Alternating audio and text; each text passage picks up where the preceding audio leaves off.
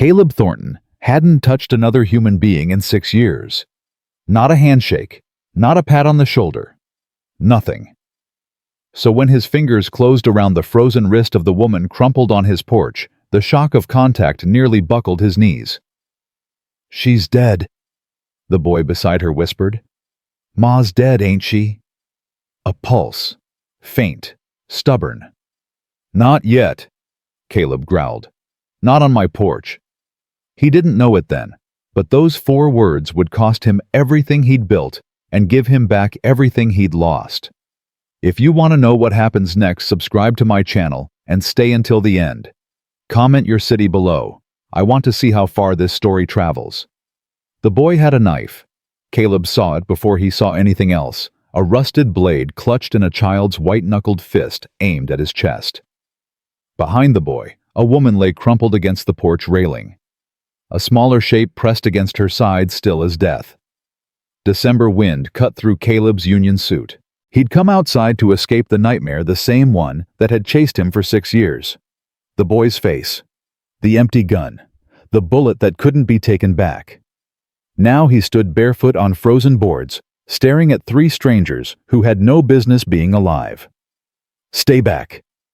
The boy's voice cracked, but his hand didn't shake. "I'll gut you if you touch her." "Easy, son. I ain't your son." Caleb raised both palms slow, the way he used to do back when he wore a badge. "Fair enough. But that woman needs help, and you can't give it to her with a knife." "I can try?"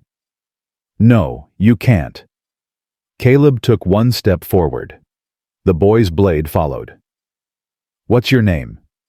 Hesitation. "Noah." "Noah. I'm Caleb. I live here. This is my ranch." He gestured at the dark cabin behind him, the barn barely visible against the pre-dawn sky.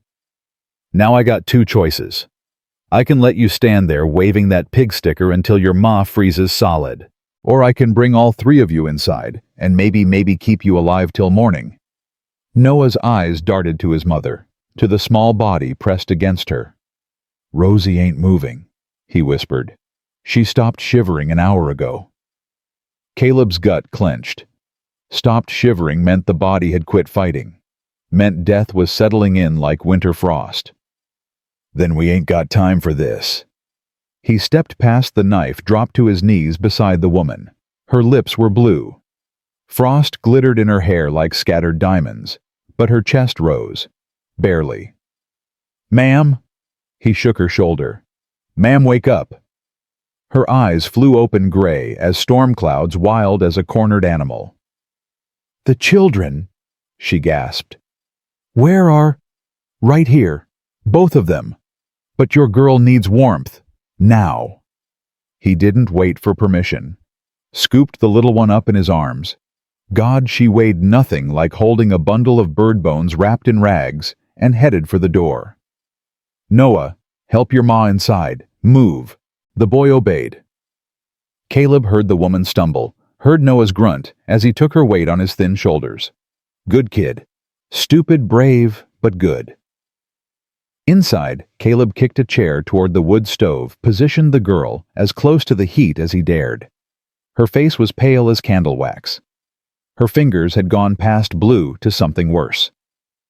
"Get those wet clothes off her," he ordered the mother who had collapsed into a chair. "All of them. Wet holds the cold." She moved without question, stripping away frozen layers, while Caleb grabbed every blanket and quilt he owned. His hands were shaking. He couldn't remember the last time his hands had shook. "What's her name?" "Rosie. She's 6. The woman's voice broke.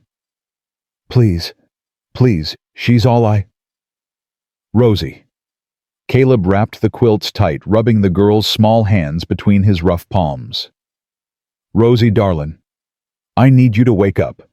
Can you do that for me? Wake up, sweetheart." Nothing. He rubbed harder. The fire crackled.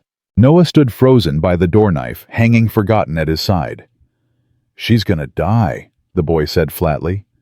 "Just like Pa." "Hush." The mother pulled Noah against her, both of them, watching Caleb work with desperate eyes. Caleb had seen men die in the mines, in gunfights, in jail cells, where hope leaked out slow as blood. He knew the look of death, the gray settling over skin, the stillness that no amount of prayer could break. This girl wasn't there yet. "Come on, Rosie. Come on." He breathed on her fingers, tucked her hands against his chest inside his shirt, letting his body heat seep into her frozen skin. The touch was strange, foreign, after so many years alone.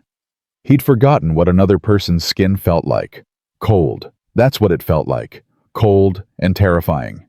Long minutes crawled past. The fire popped. The mother prayed in broken whispers. Then Rosie coughed. Her eyes fluttered. Blue eyes bright as summer sky, confused and unfocused. "Mama!" The woman sobbed a raw, ugly sound of relief and gathered her daughter into her arms. Noah's knife clattered to the floor. He was crying too, though he'd probably deny it later. Caleb sat back on his heels, suddenly exhausted. "She needs food," he said. "All of you do. When's the last time you ate?" The silence told him everything. They ate like they were afraid the food would disappear. Noah tried to pace himself. Small bites, careful chewing, but his body betrayed him. His hands shook as he lifted the fork. His eyes kept darting to the larder, calculating what else might be inside. Rosie had no such restraint.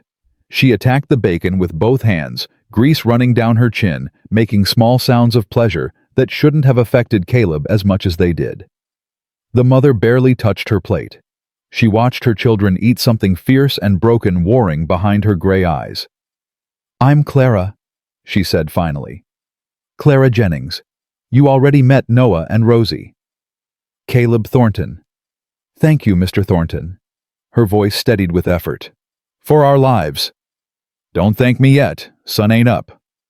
Clara almost smiled. Almost. "You always this cheerful."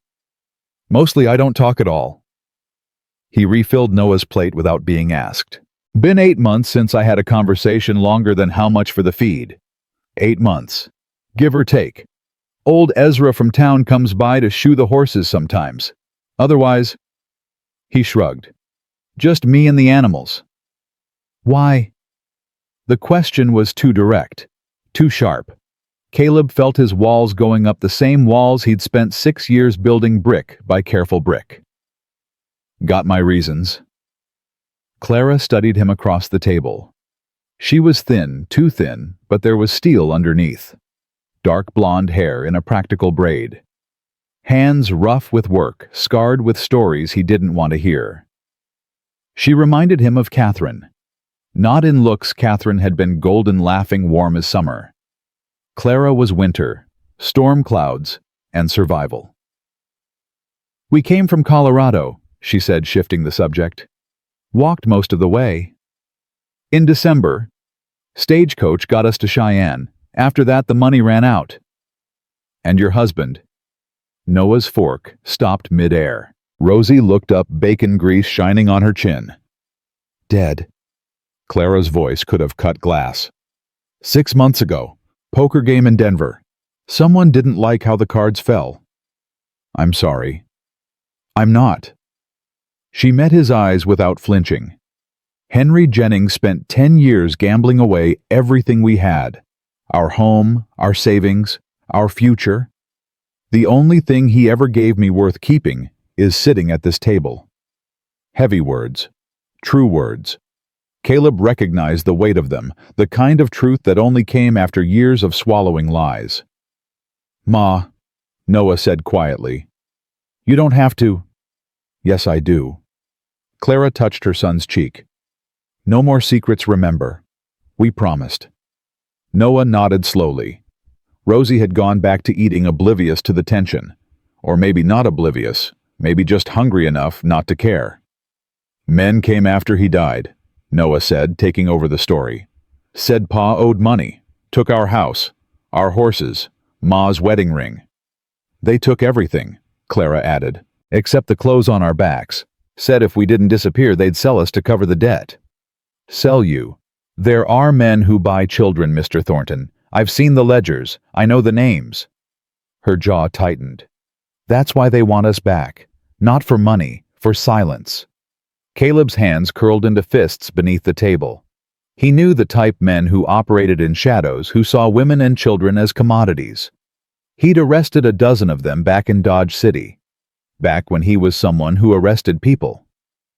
You're safe here, he heard himself say.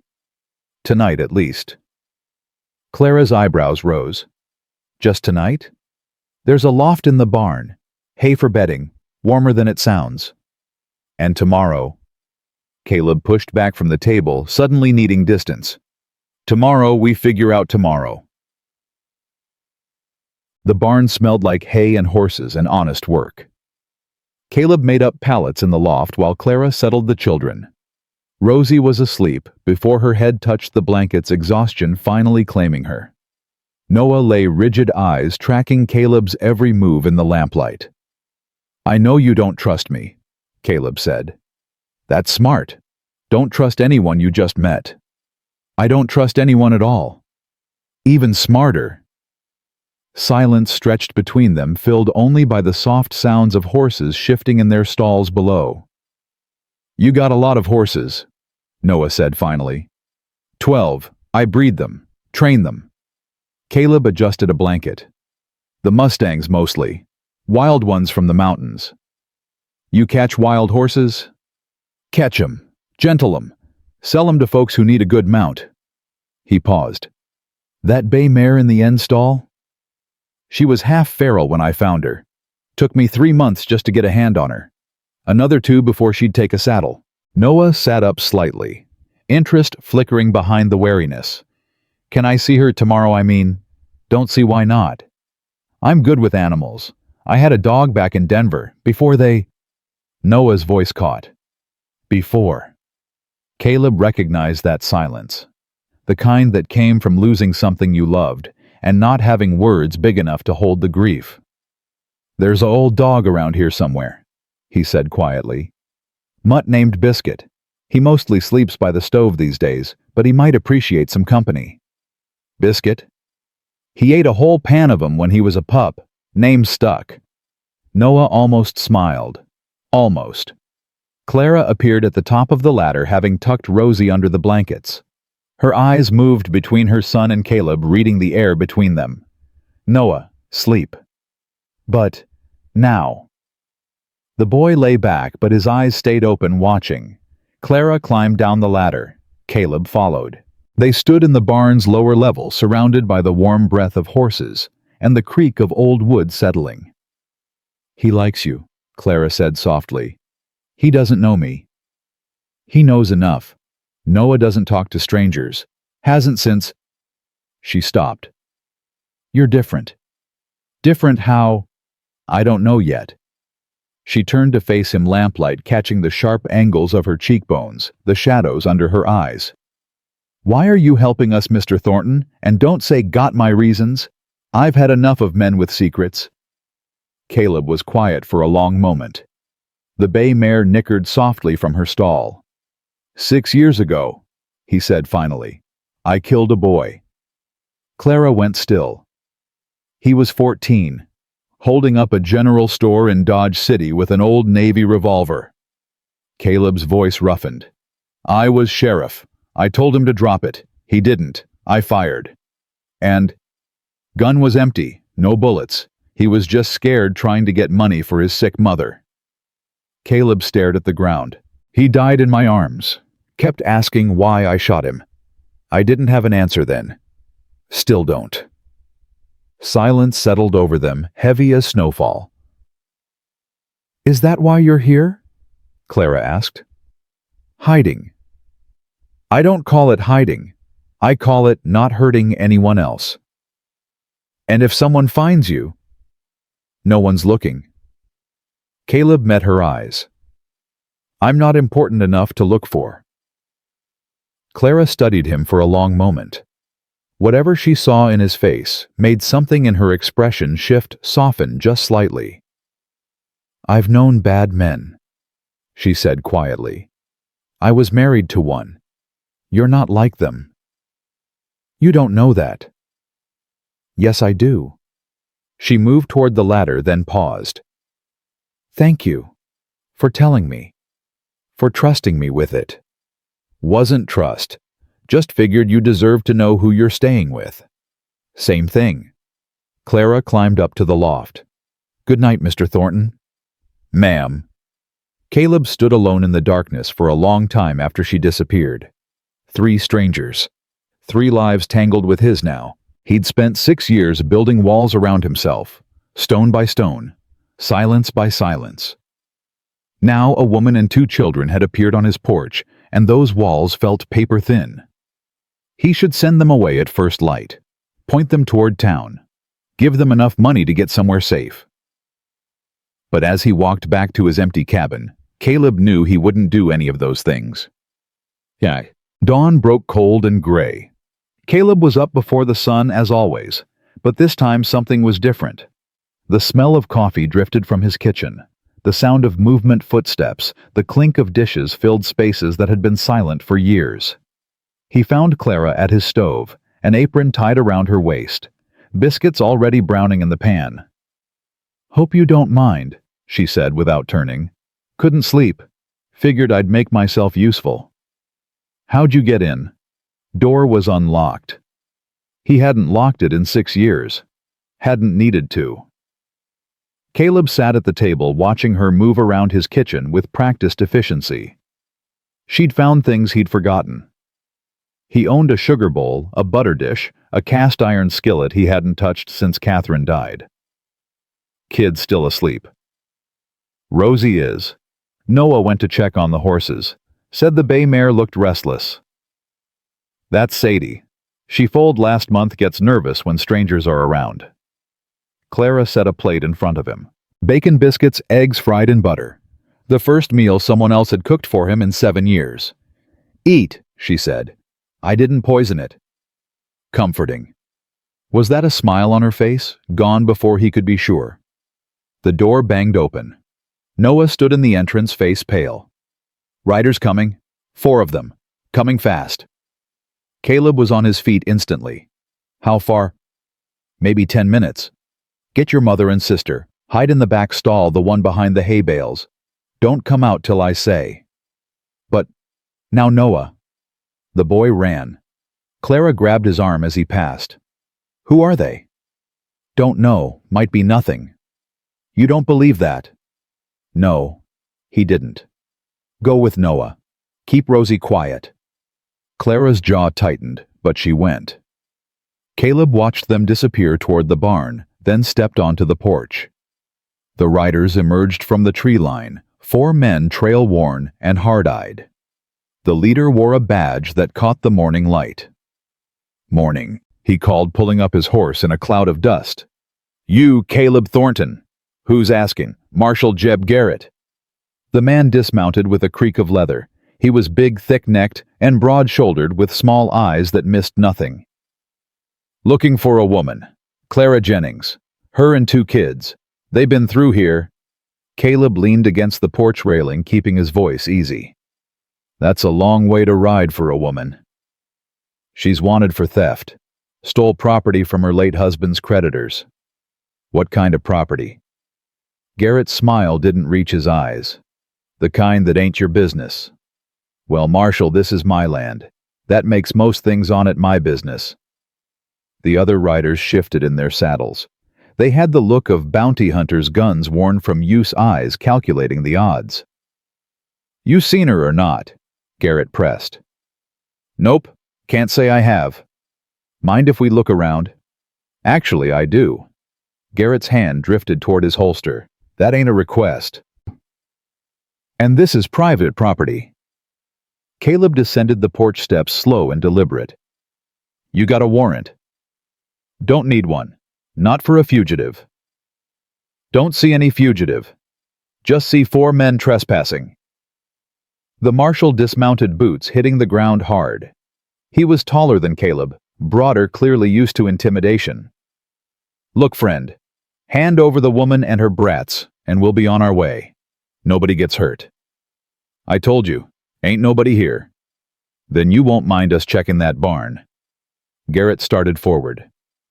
Caleb stepped into his path. "Take one more step, Marshal, and you'll regret it." Garrett laughed. "You threatening me? One man, no gun against four." "I ain't threatening. I'm promising." Something in Caleb's voice made the Marshal pause. He studied Caleb's face, recognition slowly dawning. "Son of a bitch," Garrett breathed. "I know you. Frederick Mason, the sheriff from Dodge City." His grin turned ugly. "The one who shot that kid." Caleb's blood went cold. The famous lawman who murdered a 14-year-old boy and ran away like a coward. Garrett stepped closer, enjoying the reaction. "What's the matter, Sheriff? Couldn't live with the blood on your hands." "Leave, now." "Or what, you gonna shoot me too?" Garrett spread his arms wide. "Go ahead. Add another body to your count." The word hung in the air. Coward. The same thing they'd called him in every saloon from Dodge to Denver. The same thing he called himself every night when the nightmares came. But something was different now. Something had shifted in the few hours since three strangers collapsed on his porch. He had something to protect. "Last chance," Caleb said quietly. "Ride away. Last chance yourself." Garrett reached for his gun. He never got it clear of the holster. Caleb moved faster than a man his age should move. 6 years of solitary work had done nothing to dull reflexes honed by a decade of sheriffing. He caught Garrett's wrist twisted, pulled the man off balance. The Marshal went down hard, face first in the dirt. The other three drew their weapons. "Don't!" Clara's voice rang out across the yard. She stood in the barn doorway, a pitchfork aimed at the nearest rider's horse. "Clara. I'm done hiding." Her voice shook, but her grip didn't. "Those men you're working for, Marshal, they didn't lose money to my husband. They were his partners. They cheated their customers for years, and Henry kept the records, ledgers, names, dates, every dirty deal." Garrett struggled to his knees, spitting dirt. "You're lying." "Am I?" Clara's smile was cold. "There's a reason they want me back alive. Dead women can't tell anyone where they hid the evidence." Silence. The wind whistled across the empty land. "You think I'm scared of you?" Garrett snarled. "Some half-starved widow with a hay fork. I think you're scared of your employers." Clara took a step forward. "I think if you go back empty-handed, they'll wonder what you told me. What I might have told Mr. Thornton here. And I think men like them don't deal well with loose ends." The riders exchanged glances. One of them quietly holstered his gun. "This ain't over," Garrett said, climbing to his feet. "No," Caleb agreed. "But it's over for today. Now get off my land." Garrett mounted his horse, hatred burning in his small eyes. "I'll be back, Thornton, with more men, with a warrant. And when I am, I'll burn this whole place to the ground." "You can try." The Marshal wheeled his horse and rode. The others followed. Caleb watched until they disappeared over the ridge dust settling in their wake. "They'll come back," Clara said, lowering the pitchfork. "I know. We should leave, before we bring more trouble." Caleb turned to face her. Somewhere behind her in the barn's shadows he could see Noah's face peering out, Rosie's small hand gripping her brother's sleeve. "You ever been to Wyoming in winter?" he asked. "No. Snow gets 10 feet deep some places, roads close, nobody gets in or out till spring." He let that sink in. "Way I figure it, you couldn't leave even if you wanted to." Clara studied him, searching for something. "And when spring comes?" Caleb thought about the empty rooms in his cabin, the silence that had become unbearable. The wooden box under his bed where he kept Catherine's wedding ring hadn't opened it in years, but he couldn't bring himself to throw it away. "Ask me in spring." "That's not an answer. It's the only one I've got." Something passed between them. Not attraction, not yet. Something simpler. Two people who'd stopped expecting kindness and found it anyway. "Noah," Clara called without turning. "Rosie, come out." The children emerged from the barn. Noah's face was flushed, his fists clenched with leftover fear and adrenaline. Rosie clung to his hand, eyes wide. "Are the bad men gone?" she whispered. Caleb crouched down to her level. "They're gone, sweetheart." "Are they coming back?" He wanted to lie. Wanted to tell her she was safe, that nothing bad would ever touch her again. But kids always knew when adults were lying. "Maybe," he said honestly. "But if they do, I'll be here." Rosie considered this with 6-year-old solemnity. Then she reached out and touched his beard. "It's scratchy," she announced. Despite everything, Caleb laughed. A real laugh, rusty from disuse, surprising even himself. "Reckon it is." "Rosie," Clara said, a warning in her voice. "Don't bother Mr. Thornton." "She ain't a bother." Caleb straightened, but Rosie grabbed his hand before he could pull away. Her fingers were small and warm against his calloused palm. "Can we stay?" she asked, looking up at him with those summer sky eyes. "Please, I like your horses. And Noah said there's a dog named Biscuit, and I never had a dog before, and—" "Rosie." Noah tugged her back. "Hush." But the girl's words hung in the air. Simple, direct, the kind of honest wanting that only children could express. Caleb looked at Clara, at Noah, at the little girl who'd almost died on his porch not 12 hours ago. "The barn loft ain't fit for winter," he heard himself say. "This cabin's got 3 rooms. No sense letting 2 of them sit empty." Clara's breath caught. "Mr. Thornton." "Caleb." "Caleb." She tested the name. "We can't—" "You can't sleep in a barn while snow's coming, and I can't." He stopped, jaw tight. "I can't go back to the silence. Not now. Not after." He didn't finish. Didn't need to. Clara looked at her children. At the man standing before them, bearded, worn, carrying ghosts she could only guess at. She thought about the years of running, the exhaustion that had settled into her bones, the way Noah had almost smiled when Caleb mentioned the horses. "We'll earn our keep," she said finally. "I'm not a charity case." "Never said you were." "And if those men come back, then we face them together." Caleb held her gaze. "I'm tired of facing things alone." Noah stepped forward, pulling Rosie with him. "Does this mean we can stay?" "Means you can stay for winter. After that?" Caleb shrugged. "We'll figure it out." "Together?" Rosie asked. Caleb looked down at the small hand still gripping his, at the 3 faces waiting for his answer. "Yeah," he said quietly. "Together." Yeah. That night, after the children were settled in the spare room, Rosie in the bed, Noah on a pallet by the door, still standing guard. Clara found Caleb on the porch.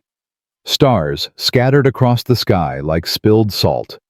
The air was cold enough to burn lungs, but neither of them moved toward the warmth inside. "Thank you," Clara said, "for standing up to them, for not turning us in." "Wouldn't have done any different if you were strangers." "We are strangers." Caleb was quiet for a moment. "Doesn't feel like it." They stood in silence, watching their breath cloud in the darkness. "The boy you killed," Clara said finally. "The one in Dodge City. What was his name?" Nobody had ever asked him that. Not the newspapers, not the review board, not even the boy's grieving mother. "Daniel," Caleb said roughly. "Daniel Porter." "You remember his name?" "Every day." Clara nodded slowly. "That's how I know you're not like Henry, not like Garrett, not like any of them." She turned to face him. "Bad men don't carry their sins, they throw them away." "Maybe I should have thrown them away." "Maybe. But then you wouldn't be the man who saved my daughter's life." Clara touched his arm, brief barely there. "Wouldn't be the man standing between us and the wolves." "Don't make me something I ain't." "I'm making you exactly what you are." She pulled her shawl tighter. "A good man who made a terrible mistake. Same as the rest of us." Caleb wanted to argue, wanted to tell her she was wrong, that he wasn't good, that everything he touched turned to ash. But the words wouldn't come. "Get some sleep," he said instead. "Long day tomorrow." "What's tomorrow?"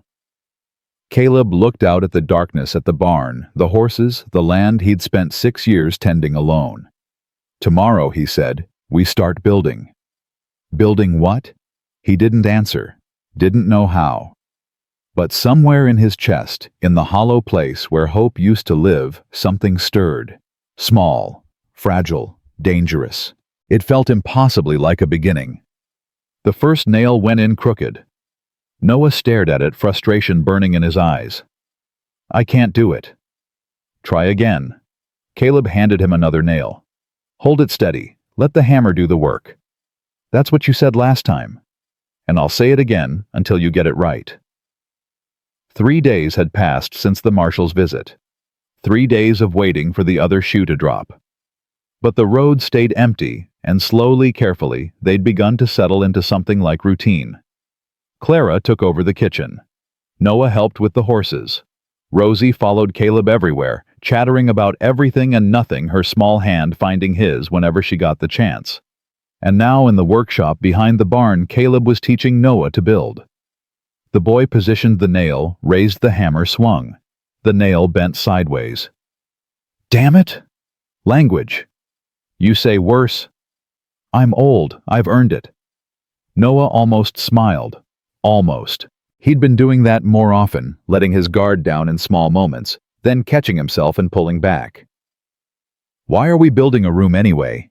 he asked, reaching for another nail. "The cabin's big enough." "Big enough ain't the same as right." Caleb guided the boy's hand, adjusting his grip. "Your sister needs her own space. So does your ma. Can't have everyone sleeping on top of each other all winter." "We've slept worse places." "I know. That's why you're getting better." Noah was quiet for a moment, processing this. Then, "Pa never built anything. Said it was servants' work." "Your pa was wrong about a lot of things." "Yeah." Noah swung the hammer. The nail sank straight and true. His face lit up. "I did it." "You did." Caleb squeezed his shoulder. "Now do it again. 100 more times and you might be useful." 100? Room ain't gonna build itself." From somewhere outside, Rosie's voice drifted through the cold air. She was humming a tuneless little melody that wandered up and down without finding a home. It was the first time Caleb had heard her make music since she'd arrived. Noah heard it too. His hammer paused mid-swing. "She used to sing," he said quietly. "Before. Real songs with words. Ma taught her." "What happened?" "Pa happened." Noah's jaw tightened.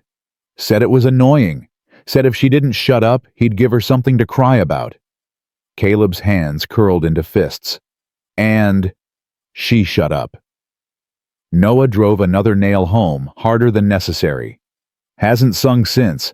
That humming, that's the first sound she's made in months." The workshop fell silent, except for the rhythm of hammer strikes. Caleb thought about all the ways a man could break a child without ever leaving a mark. The silence, the fear, the slow erosion of everything that made them who they were. "She'll sing again," he said finally. "How do you know?" "Because she's safe now. Because she's got time." Caleb met Noah's eyes. "Because I'm gonna make sure nobody ever tells her to shut up again." Noah held his gaze for a long moment. Whatever he saw there made something in his expression shift, soften just slightly. "Okay," he said quietly.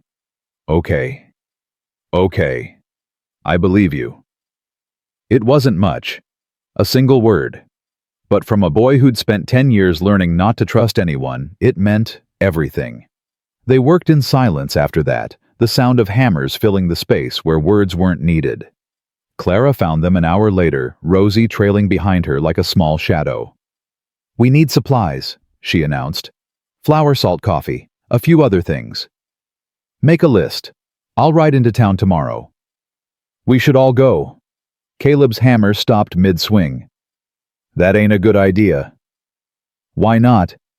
The children need clothes. Winter clothes. What they have won't last another week. I'll bring back clothes. You don't know their sizes. Then tell me their sizes. Caleb. Clara's voice hardened. We can't hide here forever. Sooner or later we have to face whatever's waiting. Later sounds fine to me. Well, it doesn't sound fine to me. She crossed her arms. I've spent 6 months running. I'm tired of it. If these people are going to hate us, I'd rather know now than spend all winter wondering. They stared at each other, two stubborn wills meeting like flint and steel. Noah cleared his throat. I want to go. Noah, Caleb started. I ain't scared. The boy's chin lifted. And I ain't hiding behind you forever. If Ma says we go, we go. Rosie tugged at Caleb's sleeve. Can we get peppermints? Ma always got us peppermints before. Caleb looked at the three faces waiting for his answer. Clara's determination. Noah's fragile courage. Rosie's simple hope. He sighed.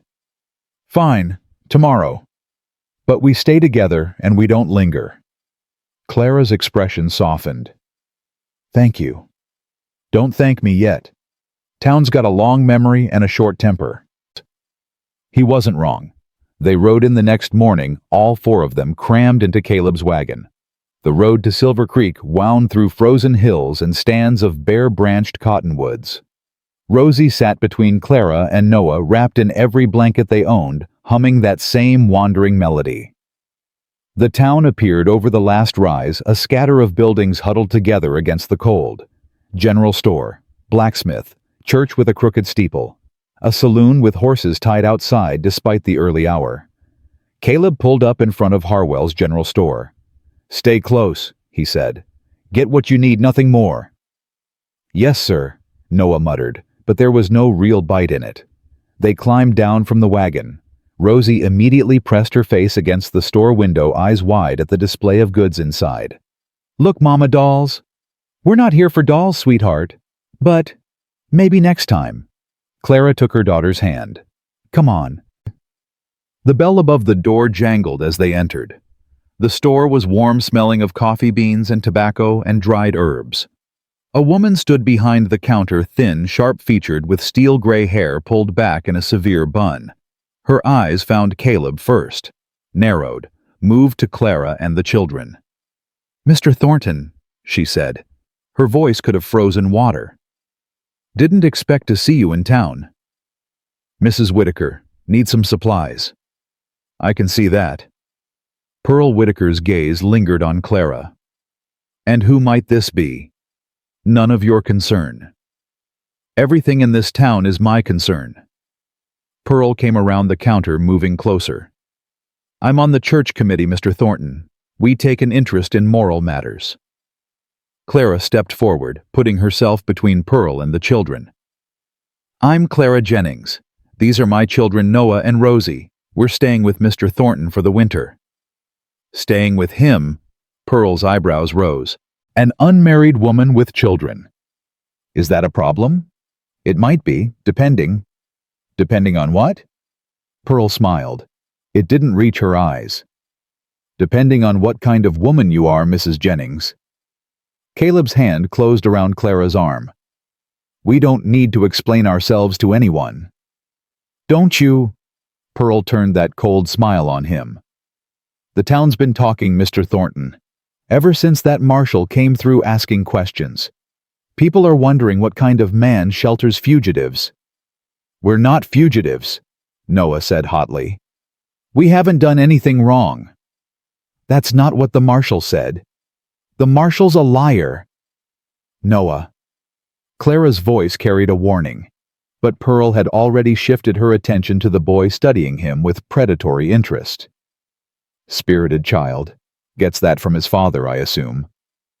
My father's dead, Noah said flatly. Yes, I heard. A gambler, wasn't he? Shot in some Denver card hall. Pearl clicked her tongue. What a tragedy. And now his widow is living with a strange man in the middle of nowhere. People will draw their own conclusions. Clara's face had gone pale, but her voice stayed steady. Let them draw whatever they like. We know the truth. Do you? Pearl leaned closer, lowering her voice. Do you know, for instance, that the man you're living with used to be a sheriff?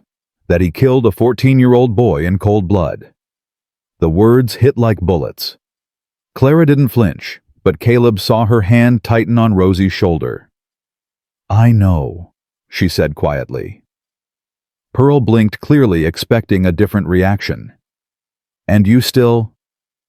I know who he is. I know what he did. And I know he's a better man than anyone in this town gives him credit for. Silence fell over the store. Even Rosie had gone still, sensing the tension. Pearl recovered quickly, her expression hardening. We'll see about that. The church committee meets next week. I intend to raise concerns about the moral environment at that ranch. You do that. Clara gathered her children close. And while you're at it, ask yourself what kind of Christian turns away a widow and her children in the dead of winter. She turned and walked out, Noah and Rosie in tow. The door slammed behind them, bell jangling wildly. Caleb stayed. You know, he said quietly, there was a time when I thought this town might have changed. People don't change, Mr. Thornton. No, but sometimes they remember why they should. He moved toward the door, then paused. Your husband, Samuel, he was a good man. Pearl's face flickered something raw and wounded beneath the cold facade. Don't you dare speak his name. He died 6 years ago, same year as Daniel Porter, same year everything fell apart. Caleb met her eyes. I think about him sometimes. Wonder if things might have been different. Get out. I'm going. He opened the door. But Mrs. Whitaker, whatever you think of me, those children are innocent. They've already lost enough. Don't make them pay for my sins. He walked out before she could respond. Clara was waiting by the wagon, arms wrapped around herself, children huddled against her sides. Her face was tight with anger and something else, something that looked like fear. We should go, she said. Agreed. They loaded into the wagon without speaking. Caleb clicked his tongue, and the horses moved. Silver Creek fell away behind them, growing smaller with every turn of the wheels. They were halfway home before Clara spoke. She's going to make trouble. She's been making trouble since her husband died. Won't stop now. What happened to him? Her husband. Caleb was quiet for a long moment. The wagon creaked. The horse's breath clouded in the cold air. Samuel Whitaker was my deputy, he said finally. Back in Dodge City. Best man I ever worked with.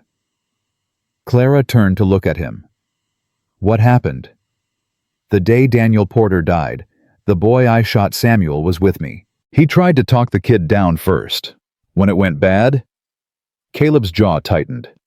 Samuel took a bullet meant for me. Died 3 days later. So Pearl blames you. She's got every right to. Does she? Clara's voice sharpened. You didn't fire that bullet. You didn't choose for any of it to happen. I was in charge. Everything that went wrong was my responsibility. That's not the same as fault. Caleb didn't answer. Couldn't. In the back of the wagon, Noah and Rosie had fallen asleep against each other, exhausted by the morning's tension. Rosie's thumb had found its way into her mouth, a habit she'd supposedly broken years ago. She's scared, Clara murmured, noticing. She does that when she's scared. She shouldn't have to be scared. No, she shouldn't. Clara was quiet for a moment. What are we going to do about Pearl? About the town? Keep building, keep working. Show them we're not what they think we are. And if that doesn't work? Caleb looked at her, really looked, at the worry in her eyes, the exhaustion in her shoulders, the fierce determination underneath it all. Then we survive anyway, he said, together. Clara held his gaze. Something passed between them, not words but understanding, the kind that came from recognizing your own wounds in someone else. Together. she echoed softly. The wagon rolled on. Behind them, Silver Creek disappeared over the horizon. Ahead, the ranch waited small and isolated, and impossibly stubbornly hopeful. They had 2 weeks of peace, 14 days of falling into rhythm. Caleb and Noah working on the room while Clara managed the house, and Rosie fed the chickens and collected eggs. 14 days of shared meals and quiet evenings and the slow, careful building of trust. The room took shape. Walls rose. A roof went on. Noah drove 100 nails, then 200, his aim growing surer with each swing. And Rosie began to sing. Not real songs yet, just fragments. Half-remembered melodies. Whispered words that stopped whenever she noticed someone listening. But it was progress. It was healing. On the 15th day, the letter came. Old Ezra brought it from town, his dark face troubled as he handed over the envelope. This came to the general store, he said. Addressed to Mrs. Clara Jennings, care of Thornton Ranch. Clara's face went white when she saw the return address. Her hands shook as she tore it open. Caleb watched her read, watched the color drain from her cheeks, watched her knees buckle. He caught her before she hit the ground. Clara, what is it? She couldn't speak, just thrust the letter at him with trembling hands. He read it, then read it again, hoping the words might change. They didn't. Dear Mrs. Jennings, it has come to my attention that my brother Henry's children, my niece and nephew, are living in improper circumstances with a man of questionable reputation. As their closest living blood relative, I have a duty to ensure their welfare. I will be arriving in Silver Creek on December 28th to discuss the children's future. If you are unwilling to cooperate, I will be forced to pursue legal remedies. I trust you will see reason. Marcus Jennings. December 28th, 2 weeks away. Christmas Eve. He can't, Clara whispered. He can't take them. He's never even met them. Who is he? Henry's brother, a banker in Denver. Clara's voice broke. Henry hated him, said he was worse than any gambler because he robbed people legally. Does he have a claim? Blood relation, that's all he needs. Clara gripped Caleb's arms, desperation in her eyes. He'll take them, Caleb. He'll take my children and I'll never see them again. No. Caleb pulled her close, felt her trembling against him. No one's taking anyone. Not while I'm breathing. You don't understand. Men like Marcus, they have lawyers, judges, money. And we have something better. What? Caleb tilted her chin up, forcing her to meet his eyes. Each other. This family. Whatever it takes to protect it. Clara stared at him. Tears spilled down her cheeks. Why? Why do you care so much? We're nothing to you. You're everything to me. The words came out before he could stop them. True. Terrifying. Impossible to take back. Clara's breath caught. I spent 6 years building walls, Caleb said roughly. Thought if I kept everyone out, I couldn't lose anyone else. Then you showed up on my porch, half frozen and half dead, and... He stopped, jaw tight. And those walls came down. I don't know how. I don't know why. But they're gone and I can't build them back. Don't want to. Caleb. Whatever's coming, we face it together. You, me, Noah, Rosie. Family. We're not. We are. He cupped her face in his rough hands. Maybe not by blood, maybe not by law, but by choice. By everything that matters. Clara's tears fell faster, but she was smiling now, a broken, beautiful thing. I'm scared, she whispered. Me too. What if we lose? Then we lose together, but we don't stop fighting. She kissed him. It wasn't planned, wasn't elegant, just a desperate press of lips, salt tears, and shared breath, and 6 years of loneliness crashing into 6 months of grief. When they broke apart, both were shaking. Well, Clara said unsteadily, that happened. Yeah. Caleb's voice was rough. It did. Are we? I don't know what we are. He brushed a tear from her cheek. But I know what we're going to do. What? Fight. Caleb picked up the letter, crumpled it in his fist. Marcus Jennings wants a war. He's got one. From the doorway, Noah's voice cut through the moment. What's going on? They turned. The boy stood rigid, face pale, fists clenched.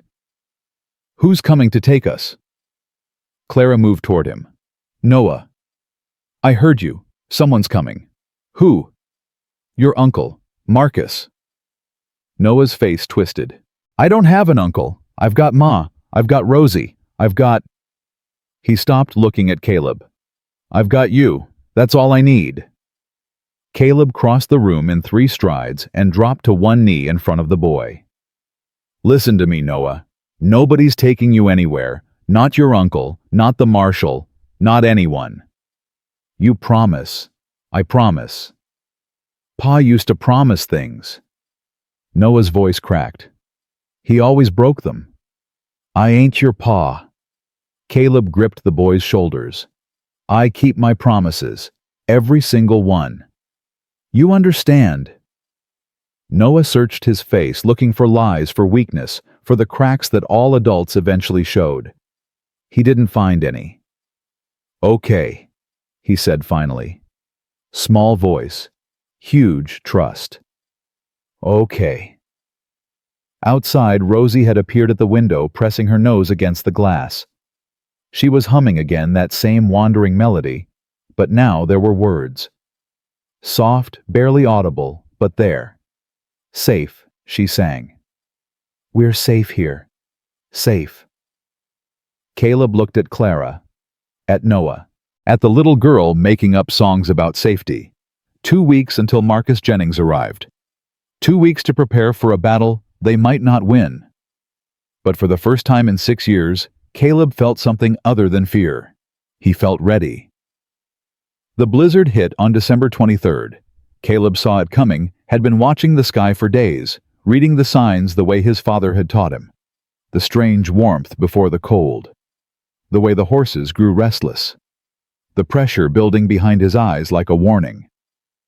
Storm's coming, he told Clara over breakfast. Bad one. Maybe 3 days.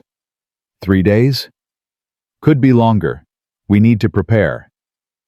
They spent the morning hauling supplies into the house, extra firewood, water from the well, feed for the animals.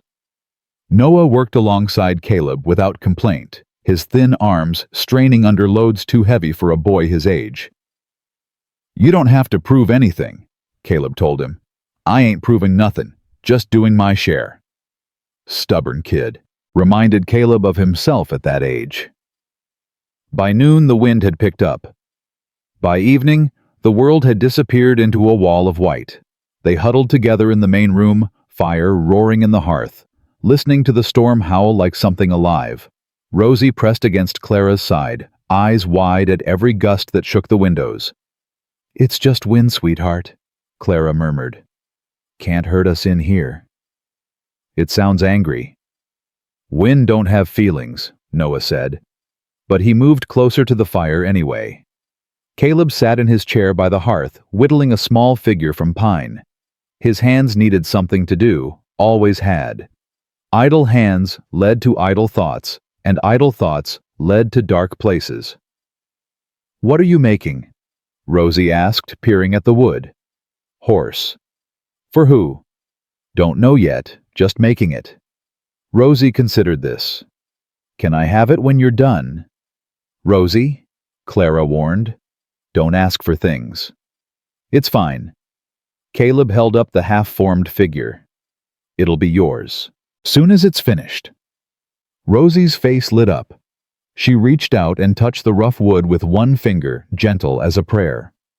Thank you, she whispered. Something cracked in Caleb's chest. Something that had been frozen for 6 years. You're welcome, sweetheart. The storm raged through the night. Caleb took shifts, keeping the fire fed, listening to the wind scream past the windows. Around midnight, he heard movement behind him. Clara appeared at his shoulder wrapped in a quilt. Can't sleep, she said. Neither can I. She settled into the chair beside him, pulling her legs up beneath her. I keep thinking about Marcus, about what happens when he gets here. He might not get here at all. Storm like this could block the roads for weeks. And if it doesn't, Caleb stared into the flames. Then we face him, together. What if facing him isn't enough?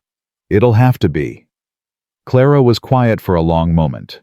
The fire popped. Wind howled. I never thanked you, she said finally. For everything. For taking us in. For standing up to Garrett. For... She hesitated. For the kiss. You don't need to thank me for that. I want to. She reached out, touching his hand. I haven't felt anything in so long. Haven't wanted to feel anything. And then you, Clara. Let me finish. Her fingers tightened around his. I was married to a man who made me feel worthless. Who made me believe I didn't deserve kindness. That my children didn't deserve safety. You've given us more in 3 weeks than Henry gave us in 10 years. That ain't a high bar. Maybe not. But you've cleared it anyway. Clara moved closer, her face illuminated by firelight. Whatever happens with Marcus, I want you to know this time we've had here, it's meant everything. It ain't over yet. I know, She stopped, searching for words. I needed you to know. In case.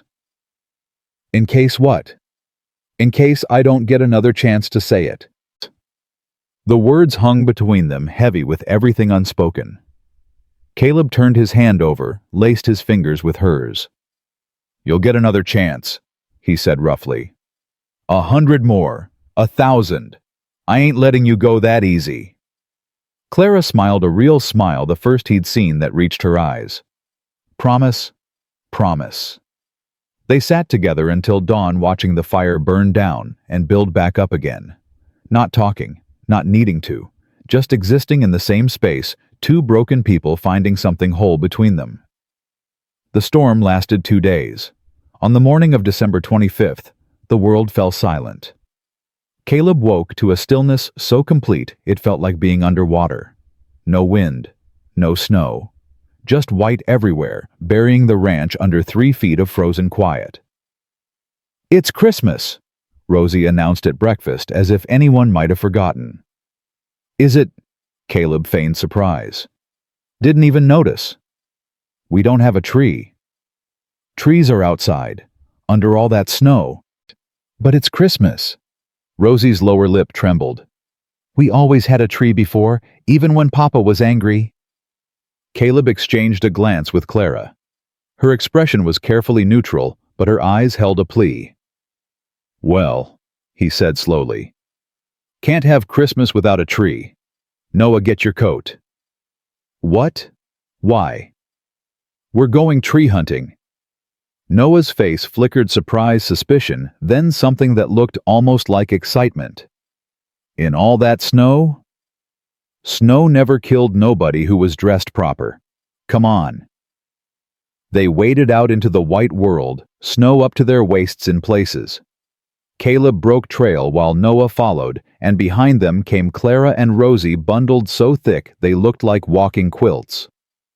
This one, Rosie pointed at a scraggly pine near the barn.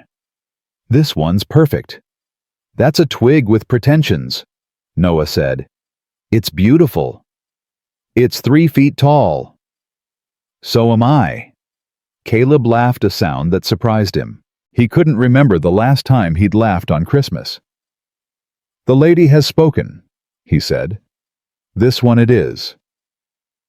They cut the little tree, hauled it inside, and set it up in a bucket near the fire. Rosie decorated it with scraps of ribbon and paper, her small face serious with concentration.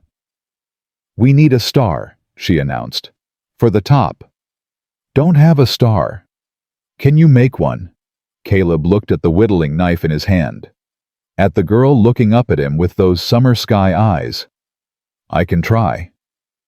He worked through the morning, carving a small star from pale wood, while Clara prepared Christmas dinner from their meager stores. Noah helped where he could, his usual wariness softened by the holiday's strange magic. By afternoon, the star was finished.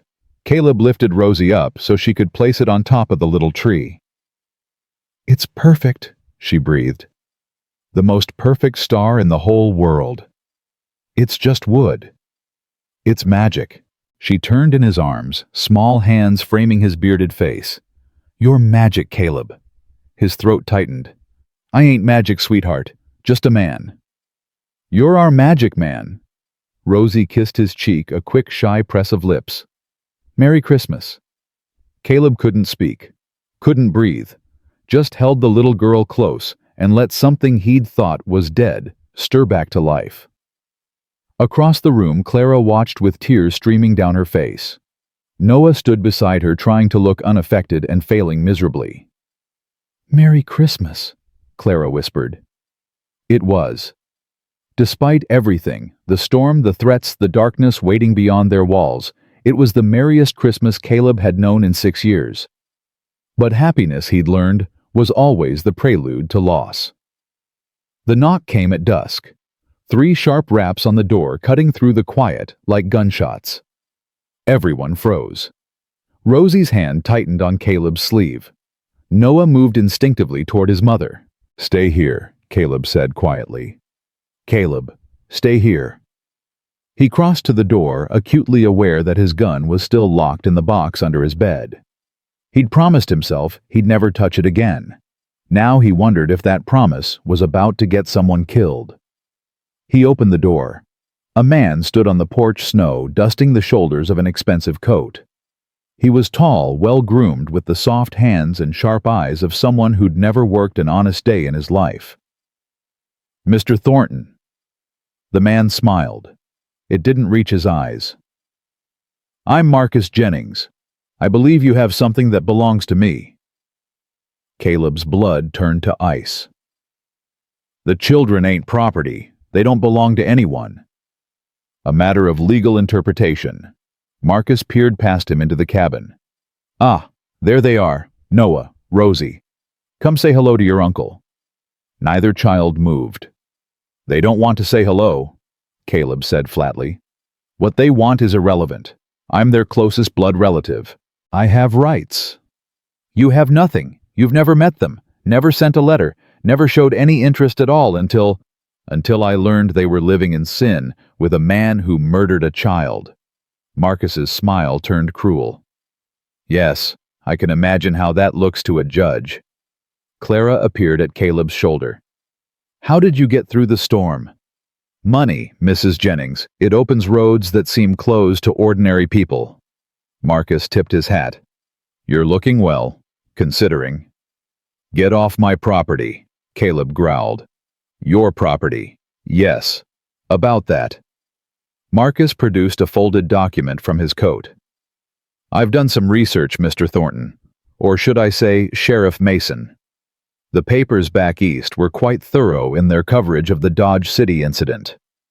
'Child killer flees justice,' that was my favorite headline." Caleb's hands curled into fists.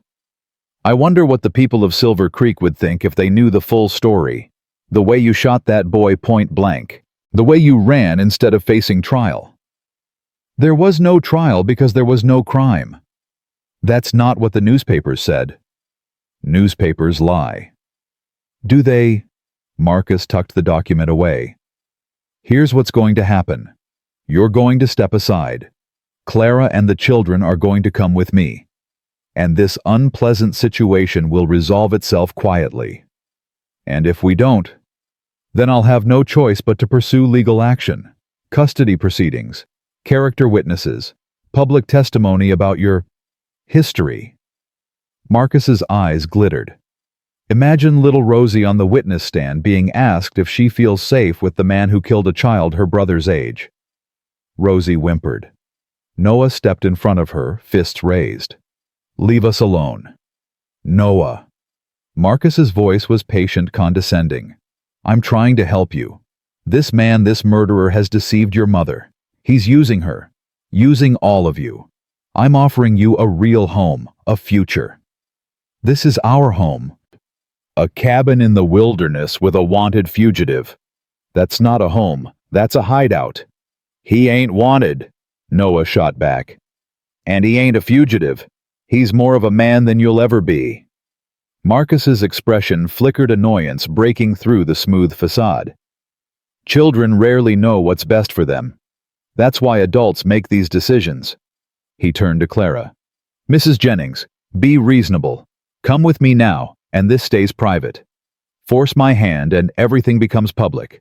The newspapers, the courts, every shameful detail of your husband's gambling, your living situation, your relationship with Mr. Thornton.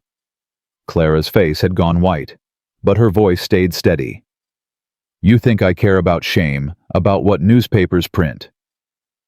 She stepped forward, putting herself between Marcus and her children. I've survived worse than gossip. I've survived your brother. Henry was a complicated man. Henry was a monster, and you're cut from the same cloth. Marcus's mask slipped further. Careful, Mrs. Jennings. Or what, you'll take my children. You'll have to kill me first. That can be arranged. The words hung in the air cold as the snow outside. Caleb moved. 1 second he was by the door. The next he had Marcus by the throat, slamming him against the porch railing. Say that again, he breathed. Go ahead. Give me a reason. Caleb. Clara grabbed his arm. Don't. This is what he wants. He wants you to hurt him so he can prove you're dangerous. Caleb's grip tightened. Marcus's face was going red, but his eyes held triumph. She's right, Marcus gasped. Kill me, and you prove everything I've said. Let me go and I'll destroy you legally. Either way, I win. There's a third option. What's that? Caleb leaned close, his voice dropping to a whisper only Marcus could hear. I could make you disappear. Storm like this, no one would find you till spring. Coyotes would get most of you. What's left wouldn't tell any stories. For the first time, fear flickered in Marcus's eyes. You wouldn't. Try me. Long seconds passed. The wind picked up again, snow beginning to fall. Let him go, Clara said quietly. Please, for me. Caleb held on a moment longer, then released. Marcus stumbled back, massaging his throat. You'll regret that, he snarled. Probably. But not as much as you'll regret coming here. I'll be back. With the law. With documents. With everything I need to take those children. Then you better bring an army. Caleb stepped between Marcus and the door. Because you ain't getting past me alone. Marcus straightened his coat, trying to reclaim his dignity. Merry Christmas, Mrs. Jennings. Enjoy it. It may be your last one with your children. He turned and walked into the snow, disappearing toward the road, where a fancy carriage waited. Caleb watched until he was gone, then sagged against the doorframe. He'll be back, Clara said. I know. What do we do? Caleb looked at her. At Noah still standing guard in front of his sister. At Rosie clutching the little wooden horse he'd made her. We do what we've been doing. We stand together. We fight. And if fighting isn't enough... Before he could answer, Noah spoke. Then we run. Everyone turned to look at him. We packed up and ran from Denver. The boy continued, his voice steady. We can do it again. Go somewhere Marcus can't find us. Change our names. Start over. Noah, Clara started. I ain't scared of running, Ma. I'm scared of losing you. Noah's jaw tightened. Both of you. Rosie tugged at Caleb's sleeve. I don't want to run. I want to stay here. With Caleb.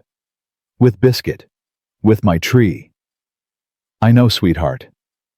Can't we just make the bad man go away? Caleb crouched down to her level, taking her small hands in his. The bad man thinks he has power over us. Thinks because he has money and lawyers and fancy words he can take whatever he wants. But there's one thing he doesn't have. What? Family. Caleb pulled her close. We have each other, and that's worth more than all the money in the world. Promise? Promise. But even as he said it, Caleb knew promises weren't enough. Marcus would return. The law would get involved. And when it did, all the love in the world might not be enough to keep this fragile family together. That night, after the children were asleep, Clara found him on the porch again. "You're thinking about leaving," she said. "No. You're thinking about sending us away, to keep us safe." Caleb didn't answer. "Don't." Clara grabbed his arm, forcing him to face her. "Don't you dare think you're protecting us by pushing us away. We've come too far for that." "If I wasn't here, Marcus wouldn't have ammunition. My past—" "Your past is part of you. I don't want you without it." "Clara, I love you." The words stopped him cold. "I love you," she repeated, tears streaming down her face. "I didn't want to. I didn't plan to. But I do. And I'm not letting you throw that away because you think you're saving us." Caleb's throat closed. "I don't deserve. None of us deserve anything. We get what we fight for." Clara cupped his face in her hands. "Fight for us. Please. Don't give up. I don't know how to win." "Neither do I. But we'll figure it out. Together." She kissed him, soft, desperate, full of everything words couldn't say. "Say you'll stay. Say you won't leave us." Caleb pulled her close, burying his face in her hair. "I'll stay," he whispered. "God help me, I'll stay." They held each other in the darkness, two broken people clinging to something whole. Neither of them saw the figure watching from the tree line. Neither heard the horse ride away through the snow, and neither knew that by morning everything would change. The fire started just before dawn. Caleb woke to the smell of smoke. For one horrible moment, he was back in Dodge City, back in the nightmare that never ended. But this smoke was real. This heat was real. "Fire!" He threw off the blankets, lunging for the door. "Everyone up now?" Clara was already moving, grabbing Rosie from the bed. Noah stumbled out of the children's room, eyes wide with fear. "The barn!" Caleb gasped. "It's the barn!" He could see the flames through the window orange, and terrible, consuming the structure he'd built with his own hands. The horses. God, the horses. "Stay inside!" he shouted, already running for the door. "Keep the children. I'm coming with you." Noah grabbed his arm. "I can help." "Noah, no. The horses." The boy's voice cracked. "Sadie's in there. The foal." There was no time to argue. They ran into the darkness together, the heat hitting them like a wall. Caleb yanked open the barn door. Smoke billowed out, thick and choking. Inside, horses screamed, the sound of pure animal terror. "Get Chester." Caleb pointed to the nearest stall. "Lead him out. Don't try to be brave. Just get him clear." Noah obeyed, coughing as he fought through the smoke. Caleb plunged deeper. The bay mare Sadie was wild-eyed in her stall, rearing against the flames, licking at the walls. Her foal pressed against her side, too young to know what was happening. "Easy, girl, easy." Caleb forced his voice calm, even as his lungs burned. "Come on, we're getting out." He got the stall open. Sadie bolted, nearly trampling him in her panic. The foal followed, stumbling but alive. 2 horses out. "How many left?" The roof groaned. Embers rained down. Caleb counted stalls. 10 more horses. No time. "Noah!" he screamed. "Get out! Now! There's more! Get out!" He threw open stalls one after another, releasing panicked animals into the night. Some ran. Some froze. He pushed them, slapped them, did whatever it took to get them moving. 8 horses. 9. 10. The beam above him cracked. Caleb looked up, saw the fire eating through the support, saw the moment it gave way. He threw himself sideways. The beam crashed down where he'd been standing, showering sparks.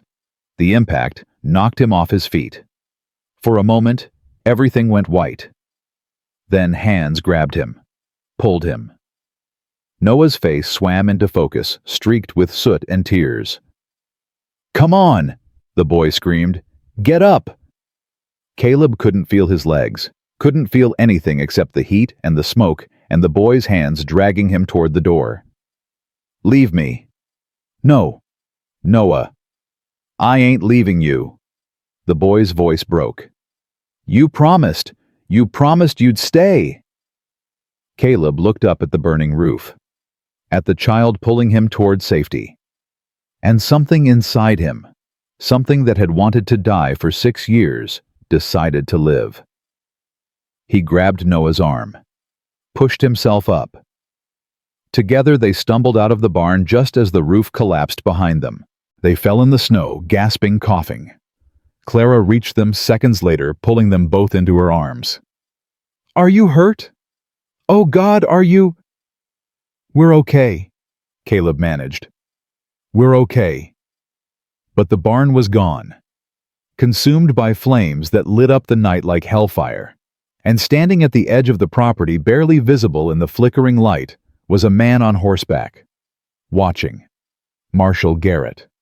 He tipped his hat once, then wheeled his horse and disappeared into the darkness. Clara saw him too. Her face went white. "He did this," she whispered. "Marcus, he sent Garrett to—" "I know." Caleb pulled himself upright, every muscle screaming. "I know. Caleb, the horses, your home, everything. It's just things." He pulled her close, held her tight. "It's just things, Clara. We're alive. The kids are alive. That's what matters." But as he watched his barn burn to embers, as he felt the heat on his face and the cold at his back, Caleb knew this was only the beginning. Marcus Jennings had declared war. And now, Caleb would have to decide how far he was willing to go to win it. The smoke still hung in the air when old Ezra arrived. He came at first light, his wagon loaded with lumber and tools, his dark face creased with worry. "Saw the glow from town," he said, climbing down. "Figured you'd need help." Caleb stood in the wreckage of his barn, soot-streaked and exhausted. He hadn't slept, hadn't been able to close his eyes without seeing the flames. "Ezra, you didn't have to." "Hush." The old blacksmith surveyed the damage, shaking his head. 40 years I've lived in this territory. Never seen a barn catch fire in a snowstorm. Wind's been dead for 2 days. It wasn't an accident. I know it wasn't. Ezra's jaw tightened. Garrett was in the saloon last night, bragging about teaching someone a lesson. Didn't take much to figure out who. Clara appeared at Caleb's side, dark circles under her eyes. "Can we prove it?" "Proof don't mean much when the law's on the wrong side." Ezra spat in the snow. "But there's more than one kind of justice." "I don't want justice," Caleb said quietly. "I want my family safe." "Then you'll need help." Ezra turned toward the road. "More's coming." He was right.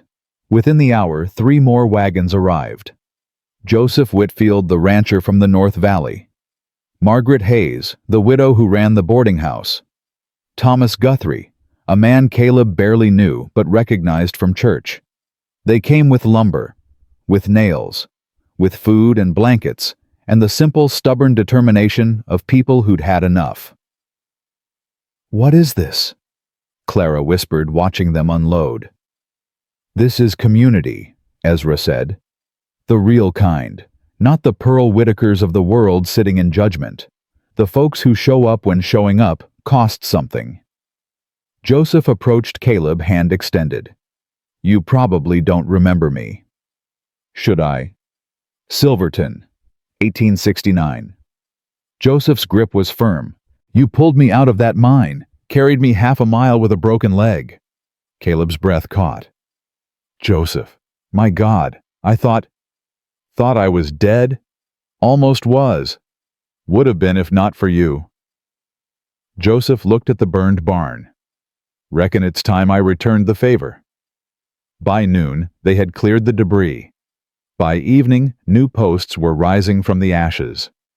Noah worked alongside them, his small hands blistered but determined. Every time someone tried to send him inside to rest, he refused. "This is my home too," he said. I'm gonna help build it." Caleb watched the boy drive nails into fresh timber, watched the fierce concentration on his young face, and felt something shift in his chest. "He's something else," Ezra observed, following his gaze. "He's had to be. Life didn't give him a choice. Life rarely does. But he's got something now he didn't have before." "What's that?" Ezra smiled. "Someone worth fighting for." The new barn took shape over 3 days. It wasn't as large as the old one, but it was solid, built by hands that owed Caleb nothing and gave anyway.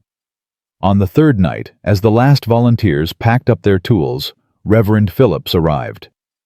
"I heard about the fire," he said, stepping down from his buggy, "and about Marcus Jennings. Word travels fast.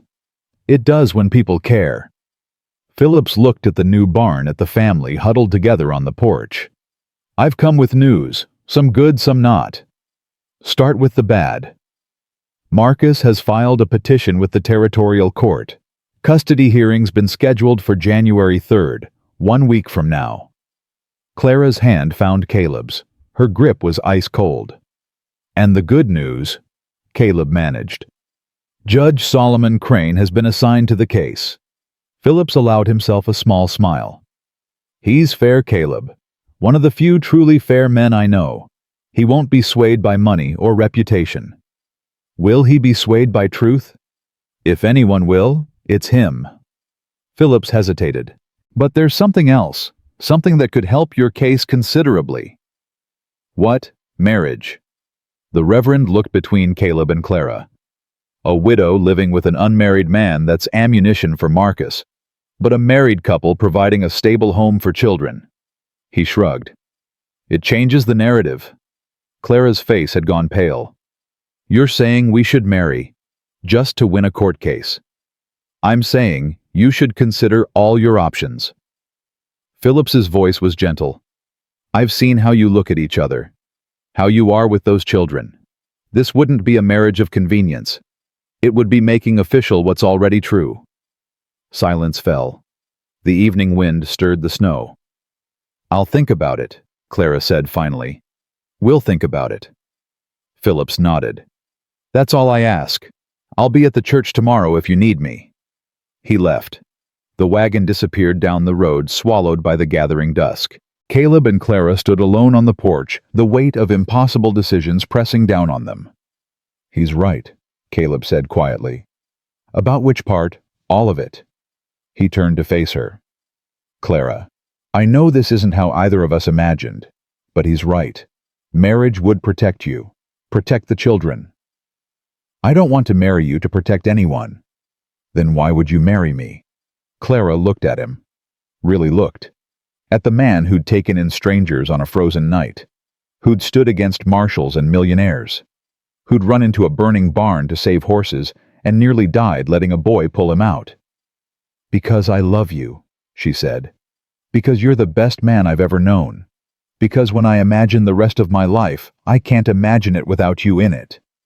"Clara." "But not like this. Not with a court date hanging over our heads. Not because someone's forcing our hand."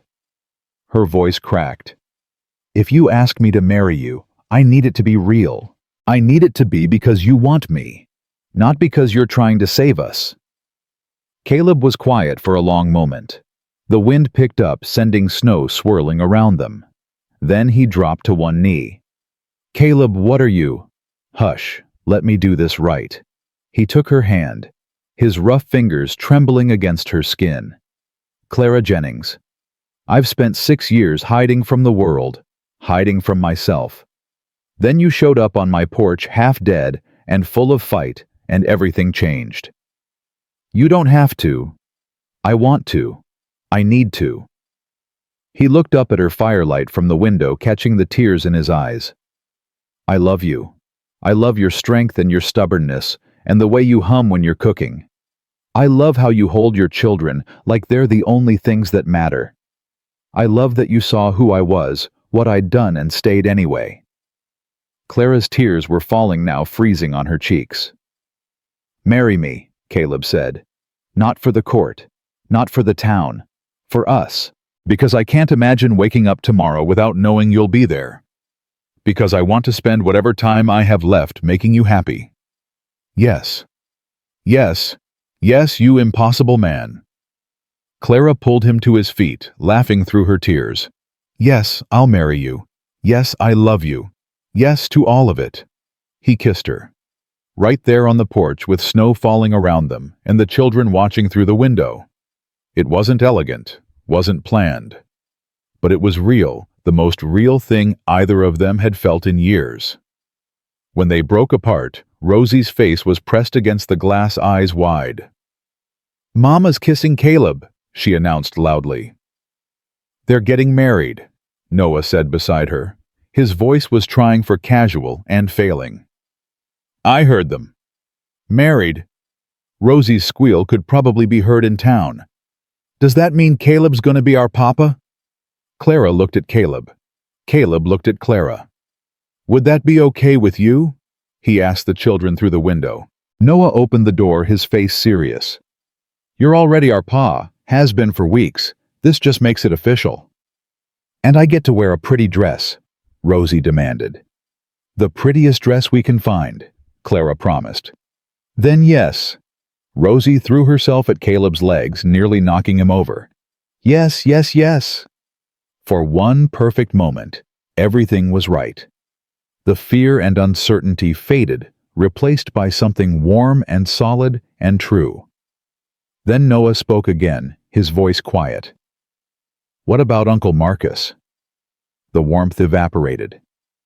"We'll handle Marcus," Caleb said. "How?" "By being a family, a real one, the kind he can't break."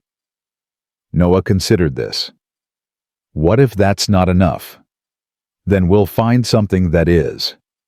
Caleb put a hand on the boy's shoulder. "But first we get married. Then we face the judge, one step at a time." "Pa." Noah's voice cracked on the word.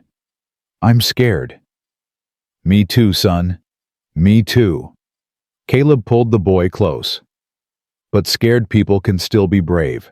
Sometimes they're the bravest of all. The wedding was simple. December 30th, 3 days before the custody hearing. Reverend Phillips officiated in the small church in Silver Creek, with old Ezra and Margaret Hayes as witnesses. Rosie wore her prettiest dress, a blue calico that Clara had sewn from fabric Caleb bought at the general store. Noah stood beside Caleb in a borrowed suit, looking uncomfortable but proud. The church was nearly empty. Pearl Whitaker and her faction had spread word that attending would be supporting sin, and most of the town had listened. But not everyone. Joseph Whitfield sat in the front pew with his wife. Thomas Guthrie brought his entire family. Margaret Hayes dabbed at her eyes with a handkerchief. Even the store clerk, a nervous young man named Timothy, slipped in at the last moment. "We are gathered here," Phillips began, "to witness the union of Frederick Caleb Thornton and Clara Marie Jennings." Frederick, his real name. Caleb had insisted. "No more hiding," he had told Clara the night before. "If we're doing this, we're doing it as ourselves. All of ourselves." The ceremony was brief. Traditional vows exchanged with shaking voices. A simple gold band that had belonged to Caleb's mother, kept in a box for 7 years, waiting for a hand that deserved it. "I now pronounce you husband and wife." Philip smiled. "You may kiss the bride." Caleb lifted Clara's veil. Her eyes were shining. "Hello, Mrs. Thornton," he whispered. "Hello, Mr. Thornton." They kissed to scattered applause and Rosie's delighted shriek. When they turned to face the small congregation, Caleb's eyes caught movement at the back of the church. Pearl Whitaker stood in the doorway, expression unreadable. Their eyes met. Something passed between them, not forgiveness, not yet, but acknowledgement. Recognition that the world was more complicated than either had allowed. Then Pearl nodded, once turned and disappeared. The wedding celebration was modest coffee and cake at the boarding house, stories and laughter among the few who'd dared to come. But it was real. It was theirs.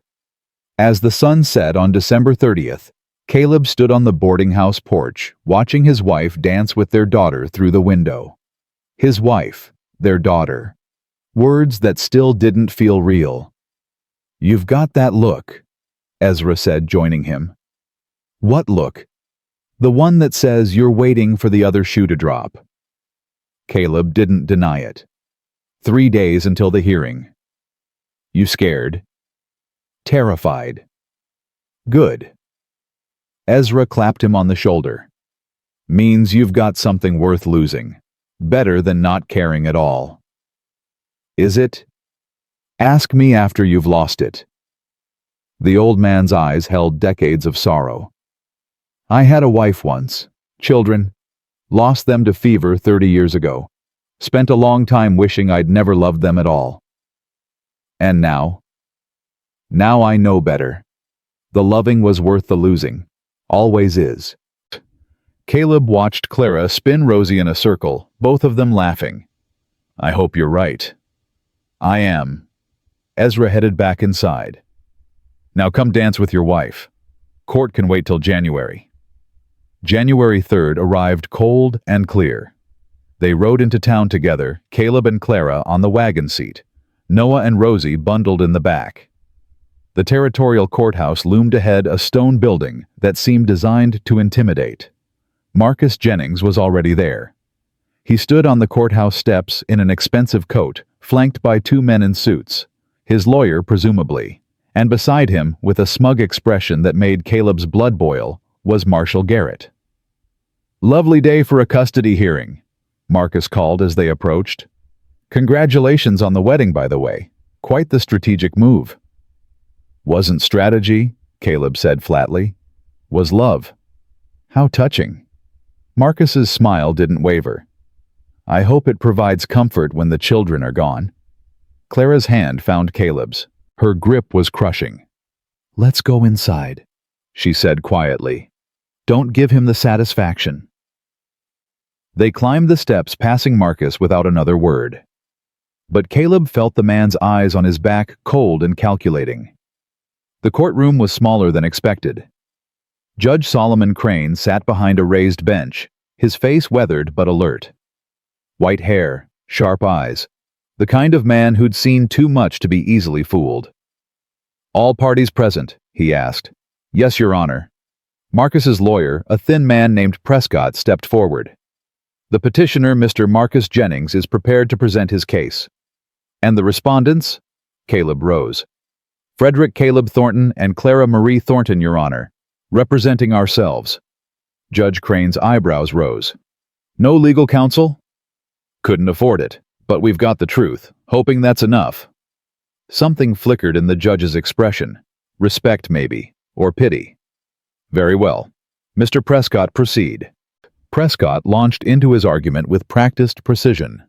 Marcus Jennings was a respected businessman, a pillar of Denver society, the children's closest blood relative, their only hope for a proper upbringing. "And the respondents?" Prescott's voice dripped contempt.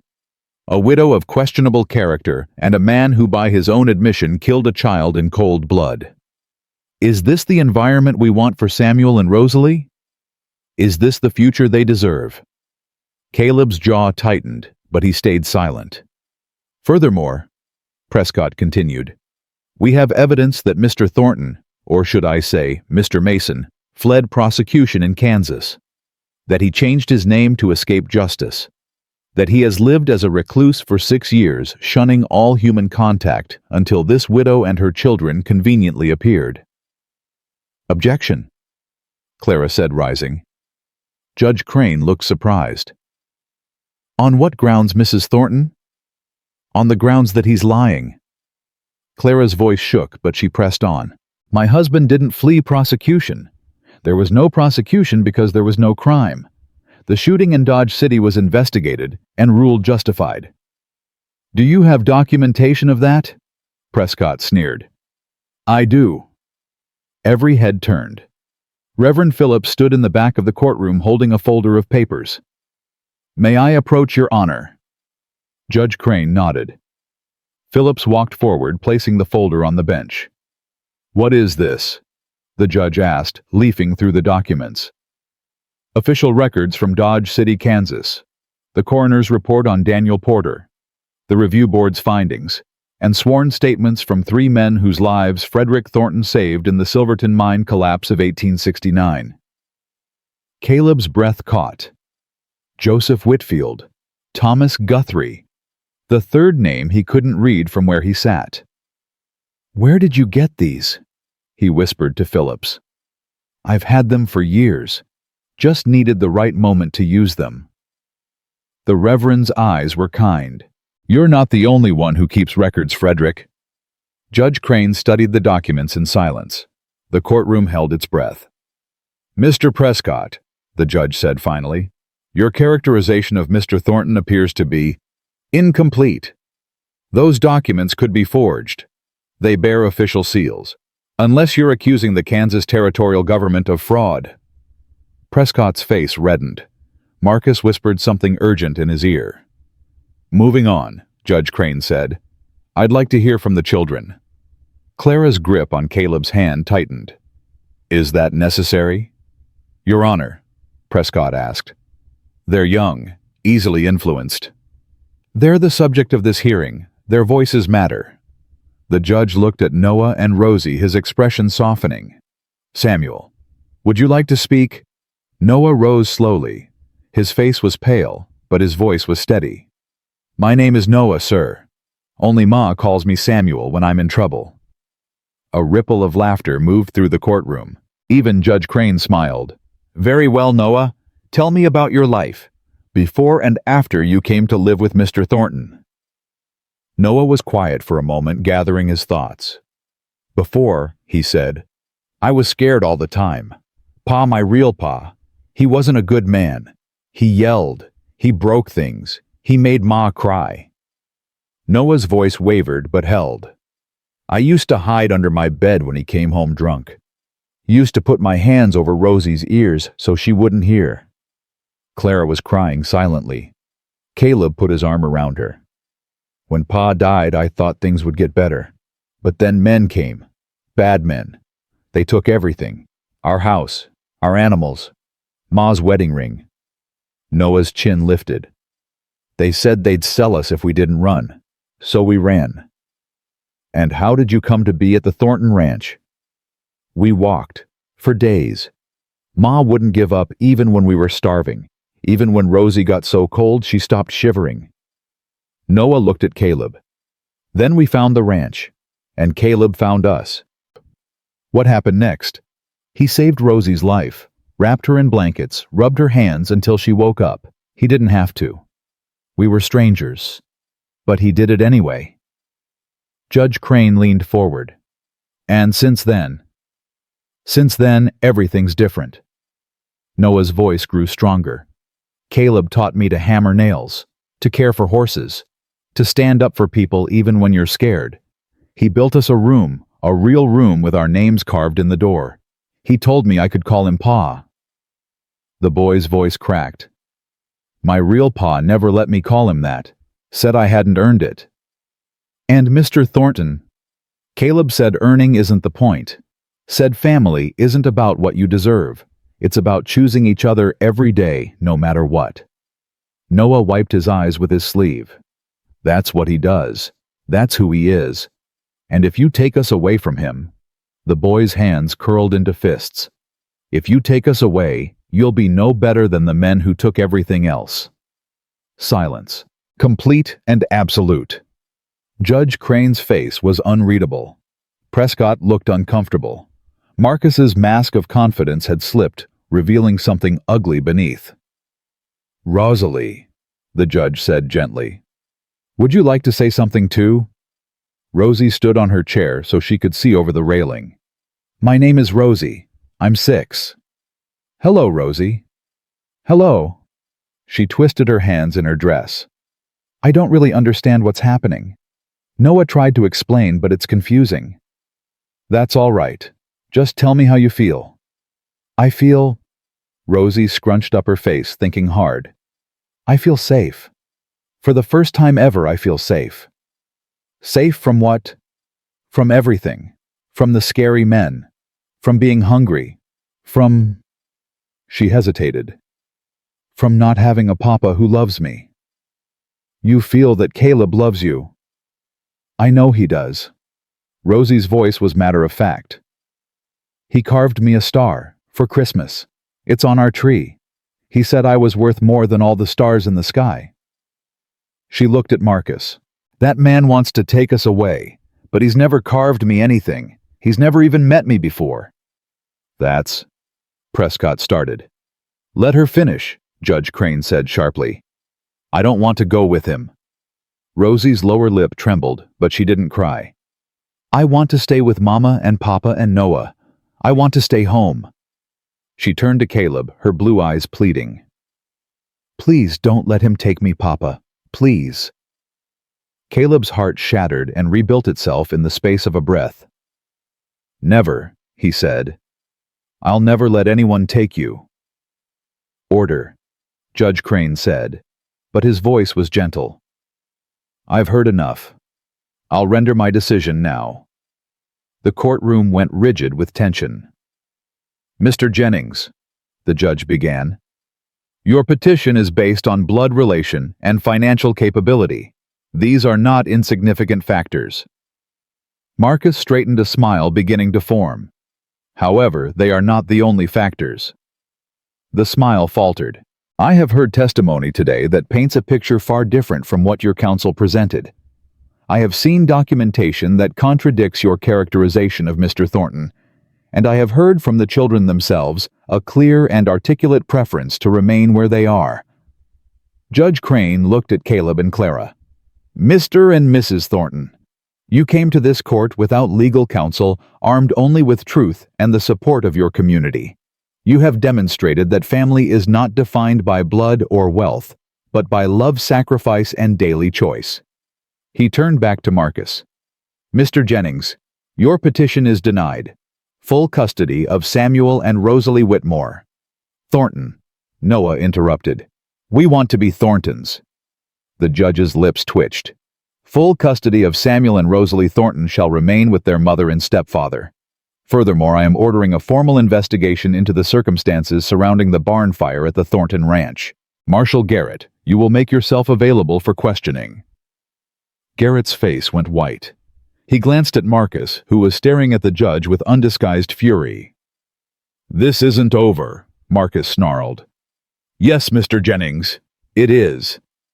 Judge Crane slammed his gavel. Court is adjourned. Chaos erupted. Rosie launched herself at Caleb, nearly knocking him over.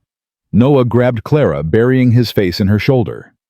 The supporters in the gallery, Ezra, Joseph, Margaret, burst into applause. Through the noise, Caleb saw Marcus pushing through the crowd, face twisted with rage.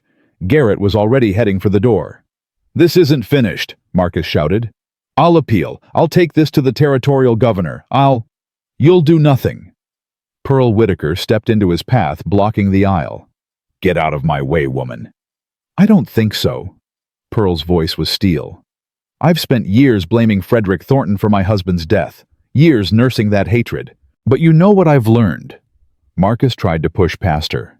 She didn't budge. I've learned that hate eats you alive if you let it. That blame is a poison you drink hoping someone else will die.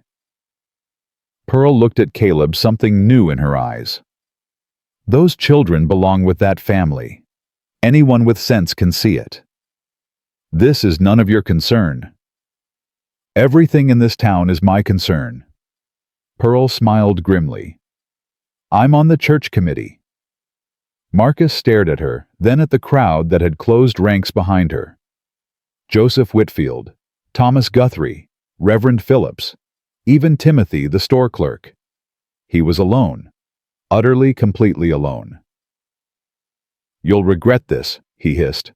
All of you. Maybe. Caleb stepped forward, Clara at his side, children pressed against his legs. But not today. Today, we're going home. He walked past Marcus without another glance. His family followed. Outside, the January sun was blinding on the snow. Caleb stood on the courthouse steps, breathing air that tasted like freedom. We won. Clara whispered, as if afraid saying it louder might break the spell. We won, Caleb confirmed. What happens now? He looked at his wife, at his son, at the little girl who'd stolen his heart with a question about peppermints. Now, he said, we live. They climbed into the wagon and headed home. Behind them, Marcus Jennings watched from the courthouse window, his face a mask of barely contained fury.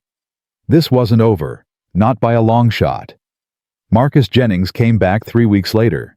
He came with lawyers, with hired men, with a warrant signed by a judge in Denver who owed him favors.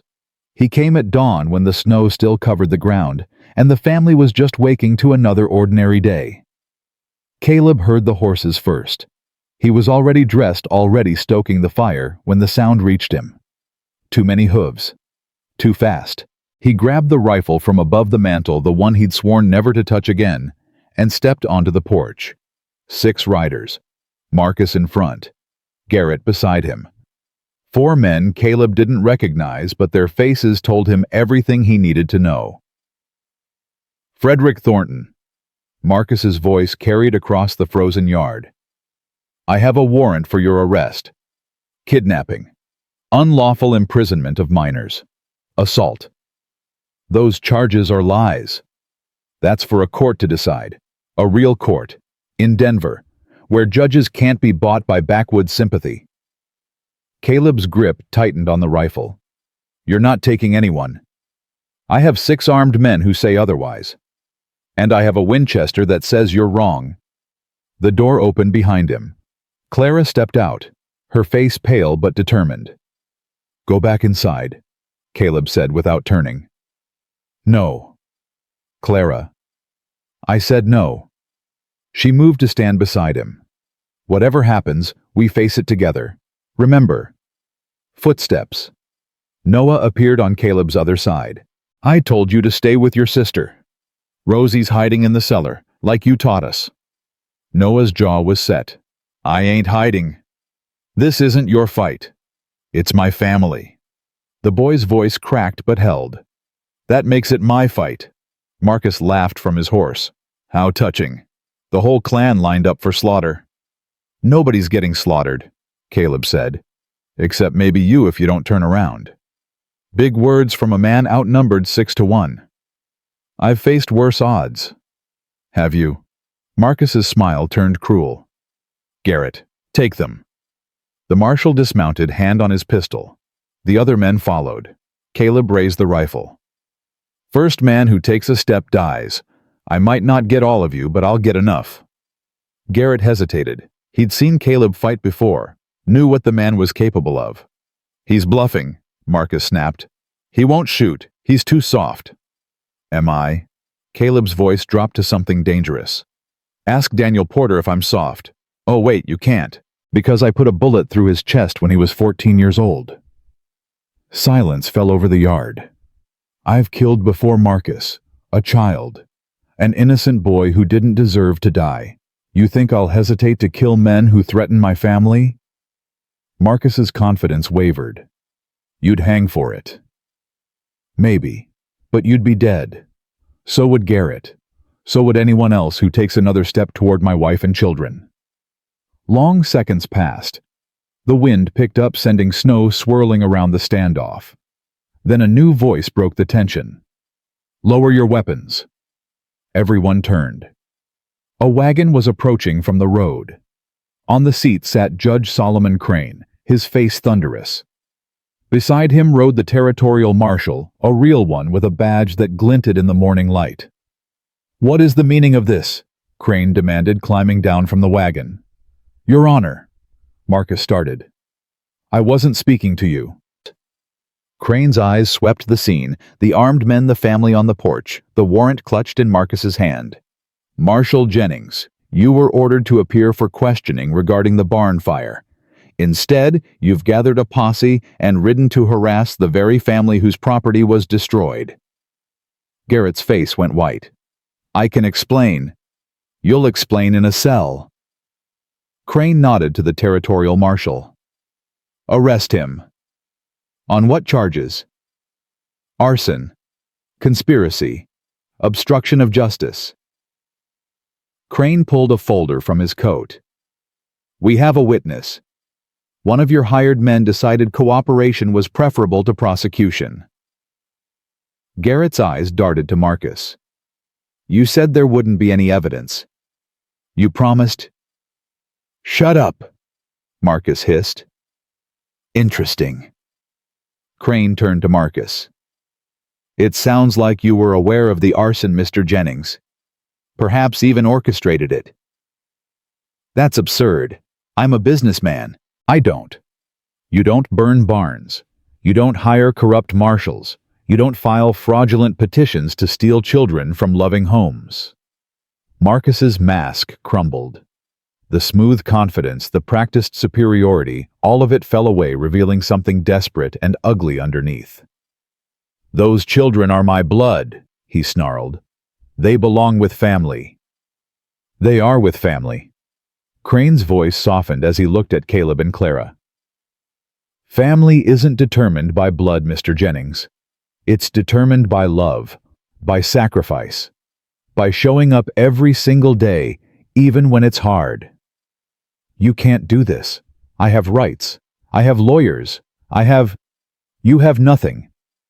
Crane stepped closer, his voice dropping to steel.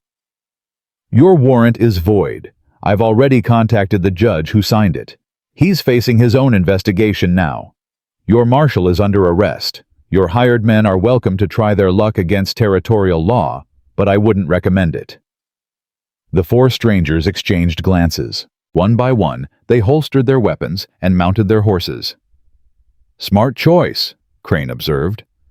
Marcus stood alone now, stripped of his power, his allies, his leverage. His face twisted with impotent rage.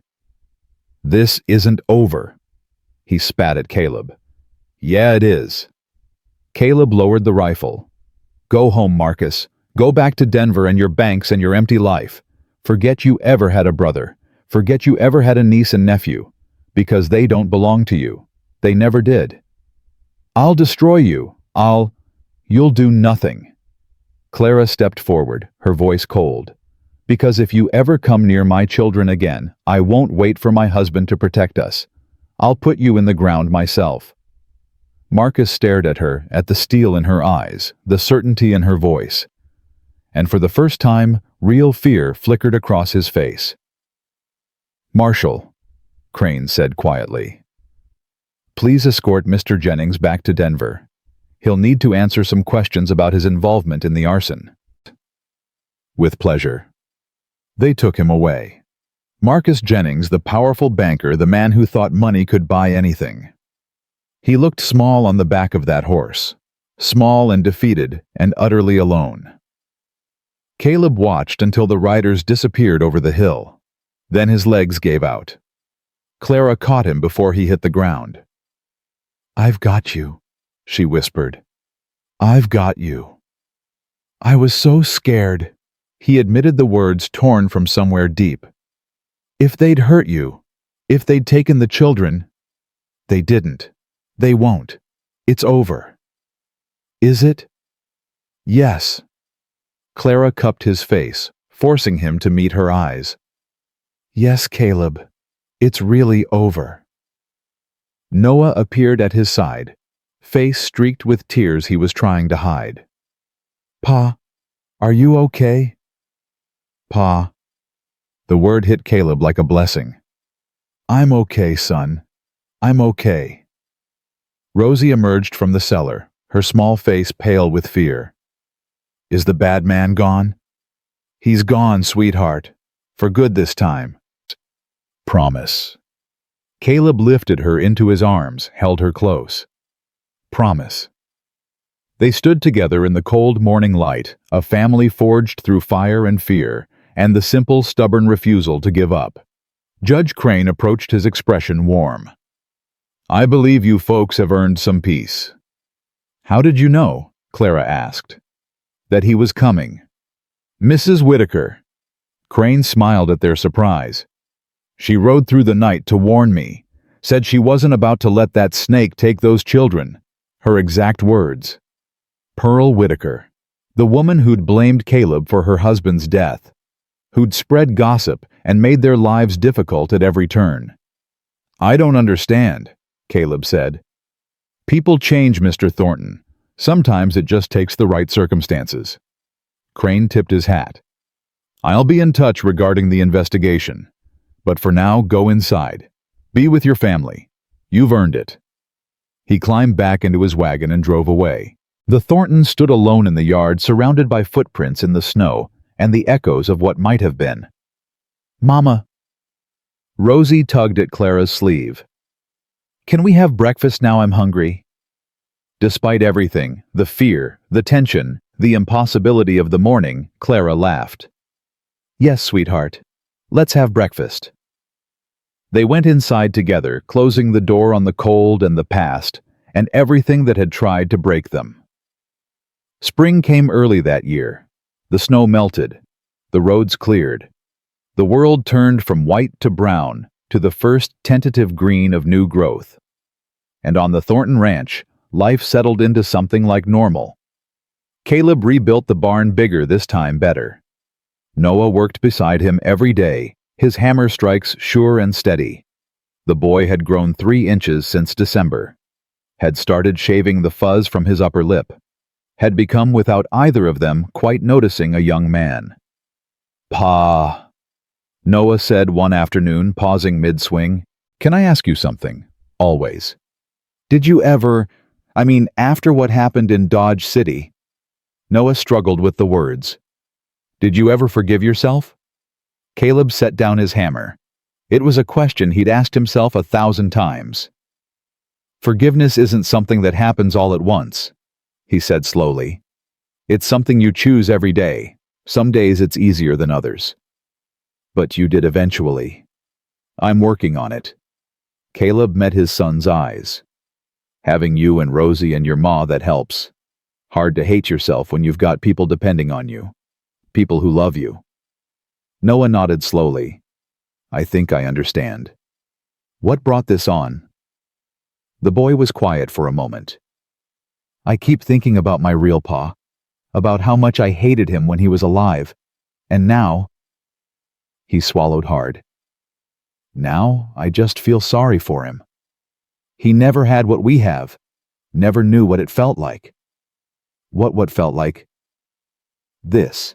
Noah gestured at the barn, the ranch, the life they'd built. Family, real family, the kind that doesn't break. Caleb's throat tightened. "Your father made his choices. You're making different ones. That's all any of us can do. You think he would have changed if he'd lived?" "I don't know, son. Some people do, some people don't. The question isn't what he would have done, it's what you're going to do." Noah considered this. Then he picked up his hammer. "I'm going to finish this barn," he said. "And then I'm going to learn everything you can teach me. And someday, when I have kids of my own, I'm going to be the kind of father you've been to me." Caleb couldn't speak. Just put his hand on Noah's shoulder and let the moment say what words couldn't. They worked together until sunset, the sound of their hammers ringing out across the valley like a heartbeat. Summer brought visitors. Old Ezra came by most weeks, staying for dinner, telling stories that made Rosie shriek with laughter. Joseph Whitfield and his wife visited regularly, their friendship with the Thorntons growing stronger with each passing month.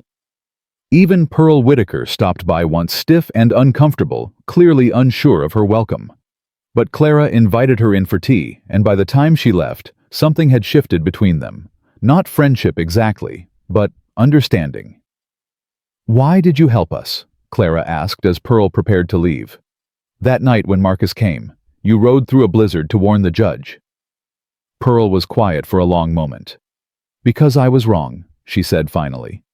"About your husband, about all of it. I spent years holding on to hate, and all it did was make me small and mean."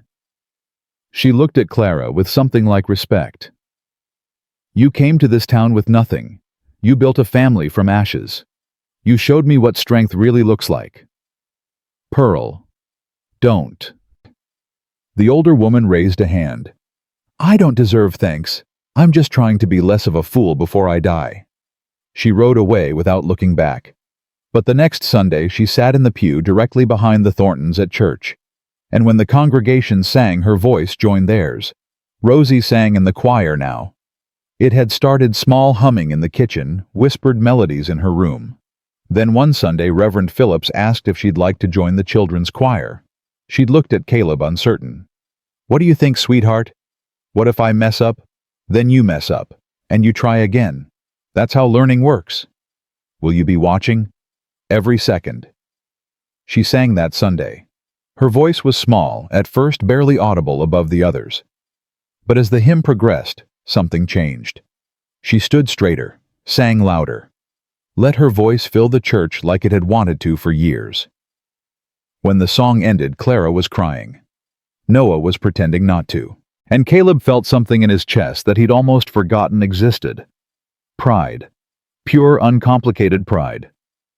"I did it," Rosie whispered when she returned to the pew. "Pa, did you hear I did it?" "I heard, sweetheart. You were beautiful. Can I do it again next week?" "You can do it every week for the rest of your life." She threw her arms around his neck, squeezing tight. "I love you, Papa." "I love you too, Rosie. More than all the stars in the sky." 2 years passed. The ranch prospered. The children grew. The family deepened into something unshakable. Noah turned 13, then 14. He shot up past Clara's height, past Caleb's shoulder. His voice dropped. His jaw squared. He became the young man he was always meant to be.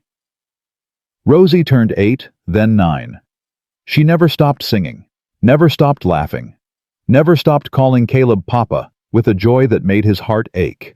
And Caleb. Frederick. Caleb Thornton, former sheriff, former fugitive, former ghost, became something he never thought possible. He became whole. On a warm June evening, 2 years after they'd first appeared on his porch, Caleb sat in his rocking chair watching the sunset. Clara sat beside him, her head on his shoulder, her hand in his. "What are you thinking about?" she asked. "The night you came. That was a lifetime ago. Feels like yesterday sometimes." He squeezed her hand. "I was so determined to send you away, convince myself it was for your own good. What changed your mind?" Rosie wasn't shivering. Remember. She'd stopped shivering, and I knew if I didn't do something she'd die. He was quiet for a moment. But that wasn't really it. That was just the excuse. Then what was it? You. Caleb turned to look at her. "The way you looked at me. Not with pity or fear or judgment. Just recognition. Like you saw who I was underneath all the walls I'd built." "I did see." Clara touched his face. "I saw a man in pain, a man who'd been alone too long, a man who needed someone to need him. And you needed me. We all did. We still do." From inside the house, sounds drifted through the open window. Noah reading aloud to Rosie from some adventure book. Rosie interrupting with questions. Their laughter tangling together like music. "Listen to that," Clara murmured. "I hear it every night. Never gets old. Do you remember what you said that first morning, when you found out they snored?" Caleb smiled. "Said I'd build them a room if they snored. You built them a lot more than a room." "I didn't build anything." He pulled her closer. "We built it, all of us, together." They sat in comfortable silence, watching the sky turn from gold to pink to purple, watching the stars emerge one by one, like promises being kept. "Caleb." Clara's voice was soft. "I need to tell you something." Something in her tone made him turn. "What is it?" Clara took his hand, placed it on her stomach. Her eyes were bright with tears, and something else, something luminous. "I'm pregnant." The world stopped. "What?" "I'm pregnant. The doctor confirmed it today. I'm going to have a baby." Clara laughed through her tears. "We're going to have a baby." Caleb couldn't breathe, couldn't think, could only stare at his wife, at her hand pressed over his, at the impossible miracle she was telling him. "A baby," he whispered. "Are you happy?" "Happy." He pulled her into his arms, lifting her from the chair, spinning her around while she shrieked with laughter. "I'm terrified. I'm overwhelmed. I'm Clara. I'm going to be a father. A real father." "You already are a real father." "But this is different." "I know, but also the same." Clara cupped his face in her hands. "You're going to be wonderful. You already are." "How can you be so sure?" "Because I've watched you with Noah and Rosie. Because I've seen the man you are. Because—" She kissed him soft and sweet and full of promise. "Because I love you, and I know what you're capable of." "I love you too." The words came out rough, torn from somewhere deep. "God. Clara, I love you so much it scares me." "Good." She smiled through her tears. "Being scared means you have something worth losing. That's what Ezra told you, remember. The loving is worth the losing. Always." They held each other as the stars came out, as the night settled over the ranch, as their children's voices drifted through the window. Then Rosie appeared in the doorway, her face curious. "Why is Mama crying? Did something bad happen?" "No, sweetheart." Caleb opened his arms and she ran into them. "Something good. The best thing." "What?" Clara knelt beside them, pulling Noah from where he'd appeared behind his sister. "We're having a baby," she said. "You're going to be a big brother and sister." Rosie's eyes went wide as saucers. "A real baby. A real baby. Can I name it?" "We'll see." "Can I hold it?" "When it's born, yes." "Can I—" "Rosie." Noah's voice was quiet, but it cut through her excitement. "Let Ma talk." Rosie fell silent. Everyone turned to look at Noah. The boy's face was serious, but his eyes were bright. "This is good," he said slowly. "This is really good. But Mappa, I want you to know something." "What's that, son?" "The baby won't change anything. Not for me." Noah's voice strengthened. "You're my parents. You have been since the day you took us in. This baby, it won't make me less yours, and it won't make me love you any less." Caleb's throat closed. "Noah, I just needed you to know, in case you were worried." "We weren't worried." "Good." Noah's serious expression finally cracked into a smile. "Because I'm going to be the best big brother this baby's ever seen. I've been practicing on Rosie." "Hey!" Rosie punched his arm. "What?" "It's true." They dissolved into laughter, all four of them tangled together on the porch, holding on to each other as the stars wheeled overhead. A family. A real family. Built from ashes and hope and the simple, stubborn refusal to give up. That night, after the children were asleep, Caleb made his usual rounds. He checked the fire, tested the door, walked through the silent house, listening to the sounds that had become as familiar as his own heartbeat. Then he stopped at the children's room. The door was open halfway, just like always. Lamplight from the hallway spilled across two beds, Noah in one, Rosie in the other. Both of them sleeping, both of them safe, both of them home. Caleb leaned against the doorframe, watching them breathe. Noah's snore was quieter now, more of a rumble than a roar. But it was still there, still constant, still the sound that had started everything. Rosie had kicked off her blankets again. Caleb moved silently into the room, tucking them back around her. She stirred but didn't wake. "Love you, Papa," she mumbled in her sleep. "Love you too, sweetheart." He stood there for a long moment, memorizing the scene. The carved names on the doorframe, Noah and Rosie and Caleb and Clara, all of them together. The small wooden star on Rosie's bedside table, the one he'd carved for Christmas. The hammer Noah had started keeping beside his bed, ready to help build whatever came next. This room, this family, this life. He'd built it from nothing. From a cold morning and 3 strangers on a porch.